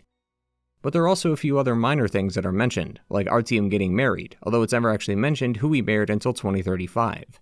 And Miller is also described as being in a wheelchair, which, while not directly connected, could have been the inspiration for why Miller lost his legs in Last Light. Overall, I think if you're interested in this small side story or are curious about Hunter, I think 2034 is a good read. Plus, given how disconnected it is to the games, it can also fit alongside Metro Last Light in the timeline if we were to create a connected one between the books and games, although with some holes still remaining for sure. 2035 decided to go back to basics, once again returning to the story of Artyom to see what more adventures he's gotten himself into. 2035 was made while Exodus was still in development, so their stories are similar in some respects. Like Exodus, it first starts with Artyom taking excursions to the surface to find life outside Moscow. It also goes nowhere, and Artyom is ridiculed by Anna for wasting his time. Anna's presence is a lot different when compared to Exodus, though. She's not nearly as relevant to the plot as her game counterpart, and most shocking of all, these two hate each other. Metro Exodus had a line in Artyom's journal which said that he and Anna were on and off throughout their relationship. But the games never displayed this tension, as it was all lovey-dovey between the two. 2035 shows us these moments. The two get into a quick scuffle over a blanket when they're sleeping together, and then at one point the two decide to have sex and, well, let's just say Artyom isn't exactly flying at full mast here. Anna assumes that it either has to do with the radiation exposure he's received or that he's fallen out of love for her. Miller as well has also done a 180 in terms of personality. He thinks Artyom is a lunatic for believing that the Dark Ones were the saviors of humanity, and he wants nothing more for Artyom to leave his daughter so that she could find a better man. It ends up causing some issues for Artyom, which roll over to a chapter where Artyom runs into Sasha, of all people. Having survived the events of 2034 by hopping to a ventilation shaft, she's now seen working at a brothel. Artyom is head over heels for her, likely because Anna doesn't give him nearly as much attention as Sasha does. It may seem strange for her to take up such a job, but she clarifies that 2034 was an exaggeration. Homer wrote the story with his own biases implanted into it, so he left out lots of factual details, such as how Hunter was actually a drunk and not nearly as broken as the books made it seem. This kind of undermines the good parts of 2034, and I'm not really a fan of it, to be honest, as it seems like the entire entry is pointless now.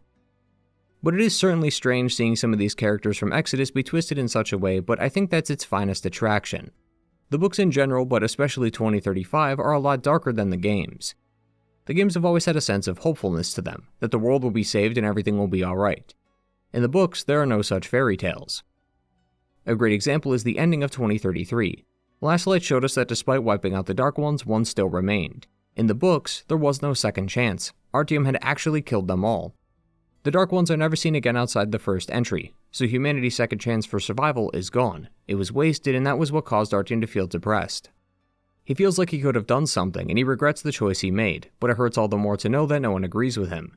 He's seen as a hero, the savior of the Metro, but he doesn't feel like one. As I said, it's certainly one of the more compelling reasons to pick up the books, for those who felt that the games were too hopeful and optimistic despite the setting, or for those looking for a uniquely dark alternative to a story they remember. Another selling point is a much greater focus on the factions. 2035 takes a page out of Last Light with its more faction-focused narrative, so much so that I don't think mutants are actually mentioned in the entire book.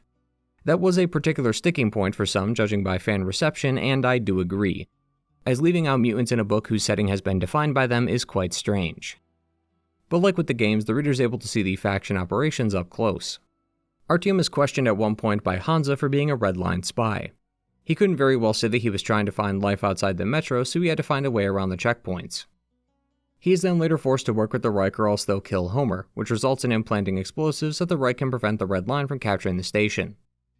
Like with Last Light, the factions are warring with each other at various stations, and Artyom has to somehow weave his way through these factions to get where he needs to go. A lot of this factional conflict is kicked off in the early chapters, when Artyom is visited by Homer. Having heard of his exploits for Miller in 2034, he set his sights on Artyom to be the main character for his next book. He wants to write all about his adventure with the Dark Ones, and in return he'll show him to a person who happened to communicate with the outside world. Their journey takes them to all kinds of places, from brothels to Reich bases to Hansa checkpoints. These chapters get the player accustomed to the skirmishes and rules of the factions, how they think, act, and how they view each other. All because this is leading to Artyom's eventual meeting with a guy named Bezalov. Bezalov explains that he is a part of the Invisible Watchers. Miller dropped this name back in Exodus, claiming that they were what was left of the Russian government. Exodus had Artyom follow a broadcast to the Yamantau Mountains only to be preyed upon by cannibals. Book Artyom is taken to their base at the request of Sasha, as she knows of Bezalov and pleaded for him to save Artyom as he was dying of radiation exposure. Bezalov explains that he and his people essentially have control over the whole Metro. They rule over all the factions, and the leaders of those factions like Miller and those of the Red Line, Reich, and Hansa are all under their thumb. While the factions could storm their base of theirs due to their manpower, each one is set to gain something from their cooperation. Moskvin of the Red Line loves wealth, so they provide that to him hand over fist. The leader of the Reich, however, while generally cooperative, has ample reason to stay within their good graces. The Invisible Watchers have photographic evidence of him, his wife, and their daughter. The picture specifically shows the daughter missing fingers on her hand. By Reich standards, she would be considered a mutant, subhuman, and yet he continues to rule like the hypocrite he is. Rules for thee, not for me. Bezalov likens his grip over them to a hydra. The Invisible Watchers are a hydra, but the factions and the people of the Metro are too focused on each other to notice them. They're too focused on the heads and not the heart of the beast itself. As such, no one has ever learned of their existence and likely never will. They keep the economy and food flowing within the Metro, but they make sure that it's just enough. Too much food and people will start to get greedy and complacent. Too little and the hunger rebellions will start. So they make sure that the Metro has just enough to survive, but not enough to where the people can't think about anything more than their day-to-day survival. Veselov is also willing to tell Artyom all of this because no one would believe him. They would sooner call him a lunatic than believe in the existence of the shadow government. Artyom does try his best to prove him wrong, but Veselov is one step ahead. When he and an ally Lasoka attempt to take Veselov out later, it's learned that he's actually under Veselov's payroll and has been feeding info to him the whole time. Artyom's last shot is to go to Homer. He told him to print papers of everything that he was told so that they could expose the corruption of the Metro. But once he finds him though, he learns that Veselov had paid Homer to write his original story, the one about Artyom and the Dark Ones. Which might also mean that Metro 2033 is also an in-universe book written by Homer. But this also means that all of his allies are slowly falling to corruption, so he makes one last stop at Exhibition to convince his people of the treachery under their feet, but they don't believe him either. Left with no options, he and Anna take a car out of the Metro stocked with as many supplies as they can carry, and they head to Vladivostok. In a way, it ends exactly like Metro Exodus, just with less people. The books and games may be in separate timelines, but just because one doesn't mention it doesn't mean it's not canon. Just because the Invisible Watchers are never explored in Exodus doesn't mean that they don't operate the exact same way as their book counterpart. This is why a Metro 4 seems like it would naturally be heading in this direction. It's the only threat left to tackle, but that's if either version of Artyom is willing to confront them. But despite that signaling the end of 2035, you'd be surprised to learn that there is much more to Metro than just these 3 books. Back in 2009, Glukhovsky had encouraged writers from all over the globe to contribute to Metro, adding in their own tales and stories. This led to somewhere close to 90 different books released to the world. Now, you might be thinking, there's no way he read all these books for this video. And you'd be correct. This video took long enough as is, and I don't need to spend the next 2 years reading 90 different books. Even if I wanted to though, the video would take even longer because I'd also have to learn 6 different languages along the way. See, despite this many books existing in the connected universe, only one of them was written in English, called The Outpost. But not only is it in English, it's the only one that takes place in the United States. And just in case you thought that the previous books are not canon because they're not written by Glukhovsky, this one was. Not to be confused with Outpost, another series of Glukhovsky's, The Outpost is a short comic book that details the journey of the main character Janice. As the back of the book says, quote, "While on the other end of the planet, the few survivors are hiding in these subway tunnels. Back in America, it's the age of frontier again. Those who made it through the nuclear flames of enemies' bombs and survived pandemics that followed have found their refuge only in the outposts. Fortresses constructed on America's only remaining road, the railway. The outpost of Plattsburgh sits on the frontier of great wastelands, on the very edge of darkness. And out of this darkness anything can come, lured by the light and human warmth. Janice is just 17. All she dreams about is to hop aboard the ironclad train and run away to the flourishing south and start a new life there. She's free to go, and yet she's tied to the outpost forever." Admittedly, the teaser sounds much more interesting than what actually happens. It's an incredibly short story, and all it shows is Janice and her father, who is the mayor of the outpost, bickering about Janice succeeding him when he dies, only for a group of refugees to come into the front gate demanding entrance. The people are pretty wary of outsiders, as any group could be a danger to the rest of the outpost, and imps, bandits basically, are ferocious and have taken out many outposts across the US. This group ends up being harmless, although their leader, who wears a cow skull for a mask, is forced to take it off, revealing some rather deep scarring at the hands of the imps. And I'm talking like Fallout Ghoul levels of damage to his face, by the way. The people of this outpost are Christians, so they immediately see him as the devil, which gives them more reasons to not want the outsiders in their camp. But then it ends with a to be continued at the bottom, promising a continuation of the story that never got made. I mean, it sounds cool, and it's definitely taking some inspiration from Mad Max, but I'd hardly say the pilot interested me. At the very least, we do get to learn the status of the United States, and how they function in this new world compared to Moscow. I hope by now, though, it's pretty clear to see just how little these novels mattered as the series went on.